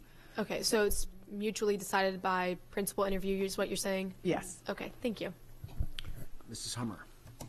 Yes, thank you all. This is great. I love seeing numbers going up. That's always nice. Particularly, I want to tell you that I was texting Miss Sasso while you were talking to let her know that y'all you'd had 11 people already from Puerto Rico, because she would be thrilled to know that. Others may not realize this. A couple of years ago, Miss Sasso offered to get in someone's suitcase and go with them to Puerto Rico to recruit. So she will be thrilled to know that her efforts on doing that have really been fruitful, and so glad to hear that. Also, the adjunct professor thing, thank you for sending it out. That was Ms. Korbelak previously, and with this board, we've been pushing that for several years, trying to get legislation passed for that, and it was kind of pushed back that we don't need legislation. It can go through the MSDE, and the staff and the board had been really working on that. So I'm thrilled to hear that that's in place, and that's something we've wanted for a long time. And so I will make sure to message Ms. Korbelak and let her know that all those efforts that she started all those years ago have finally come to fruition. So thank you all so much. Mrs. Corkadell. I'll just briefly wrap this conversation up. I just want to thank the staff personally. I had a meeting with them to kind of do a 101 on some of these issues, and I just want to tell Dr. Arlotto that I think definitely a team to be proud of. Not only are they looking at innovative ways, they have their concurrency managers, their matrices all in order, and they are moving us in the right direction. So I just wanted to laud where laud is due. Thank you. Mr. Light. Thank you, Mr. President. I can only echo what Ms. Corkadell said. I reached back in my brain cells here to about 1998, 1999, when the Division of Human Resources did the first strategic staffing study. And looking at a lot of the data that now you live with day to day. And the old saying, the more things change, the more they stay the same. Your challenges are amazing, but the innovation that you showed through your presentation today of how you approach it, you've come a long way. There's no doubt about it. And success is borne out. I do have two questions, though. How would you compare teachers in the numbers? I don't know if you have it exact. between teachers we lose to other Maryland school districts versus teachers we gain from other Maryland school districts? There is the state keeps a fact book that's updated every 2 years. That's something the state tracks, right? You can't track how many teachers leave Maryland, go to Iowa, but you can track how many go from one county to the other. And the numbers, and I'm going to make this up, but they hover around 60 leaving us and about 62 or 63 coming to us. That's just sort of a general number. We typically get just a few more coming to us than leave us as a general number. I don't have the fact book in front of me, but over the years, that's the way it's worked. We always have some that go to other counties. We always have some that come to us, and the number that come to us from other counties is always slightly higher. Thank you. That was my impression as well. I just wanted to get it confirmed. And lastly, what is the status of interstate mutual recognition of certificates? And I bring that from the point of a military spouse who has been teaching in Florida in the Pensacola School District, and her husband or spouse is a naval aviator, and they come here to the Naval Academy, and this individual wants to consider teaching. She has a certificate, he or she has a certificate in Florida. Where are we on the mutual acceptance / So one of the great things about the state of Maryland is that we have reciprocity with pretty much every state. We have several different routes to certification that we can apply an out-of-state certificate to. So we can look at that person's program and test. We can look at how many years that they've been teaching in their certificate. So we pretty much can accept teaching certificates from virtually every state. I know every state doesn't do that, but that's one of the selling points that we do when we go out and we recruit out of state, is candidates are very happy to hear that they will not have to take additional tests in the state of Maryland to become certified, that their certification has reciprocity. Thank you. Mrs. Ellis. Just real quick, I can't stop thinking about this adjunct professor thing. Is there a way we can blast that? I mean, I'm very excited to hear about this. On our Facebook page, thinking about getting in. Are you a professional who would like to be in the class? Something so people know. Because, like I said, I've had many people have conversations with me. I can't follow up with them. I don't know who they are anymore, but. I think when the time is right, we would love to do that. I'm not sure we're there yet because there's some professional development components that we need to develop before we can do that, because the regulation is very prescriptive and that we have to have the adjunct instructors doing certain things. Mm-hmm. And so I don't want to advertise something prior to us having the infrastructure to really support it. Mm-hmm. But as soon as we do, I am right on board. And I think, also in working with curriculum and instruction and Dr. McMahon and Mrs. Talar, and to make sure we're really picking the right classes and really having a good idea, because also, as Mrs. Chittum could speak to better than anyone, the scheduling piece at the high school level is also an issue, because you can't just have a whole bunch of .1 teachers. So there's a little bit of logistics we need to work out, but then we're ready to go after that. Thank you. And this is, we are as excited about this as you are, if not more. This is, and Mrs. Hummer alluded to it, this has been an ongoing conversation for us and staff for a number of years. And it comes from, and you talked about STEM programs and our choice programs, it really came from that, where we wanted to have visiting artists and visiting engineers and mathematicians. And so that's where this came from, where we have some specialty classes where somebody might want to come in and teach an engineering class at North County High School, or teach a dance class in the PVA at Broadneck High School, to give examples, and then go back to their real jobs in their real world. And so we have when the time is right, when we have now that it's in through the register and and the infrastructure is built to support them based on what the law requires, we really have a ready-made mechanism to communicate with Northrop Grumman and all of these other business partners, because the business partners, the Fort Meade Alliance, they already exist, and we have business advisories for all of our choice programs. So we have the business partners out there. And I think we'll have some that'll really take advantage of this. And we've been talking to, again, this is a conversation we've been going on for years. So as we develop the supports for them, we'll certainly open it up and try and bring them in. We're excited about it. Okay, no additional lights are here. I just want to echo the thanks, and then also say a special thank you for Chart A2. Having that additional breakout has It's extremely helpful, and I appreciate that. I know, and getting data and then breaking it out even further, that comes with effort and time. But I do appreciate seeing those numbers, so thank you for that. And at this point, any public comment? Seeing none, thank you very much. Thank you all.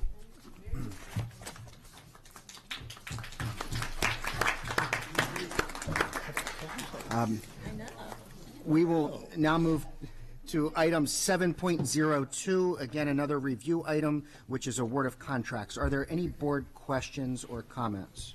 I present a motion to bundle. Not a vote. Review then. Mrs. Hummer. I have one quick question. The interpreting services, is this for actual people, or is this our interpreting phone line?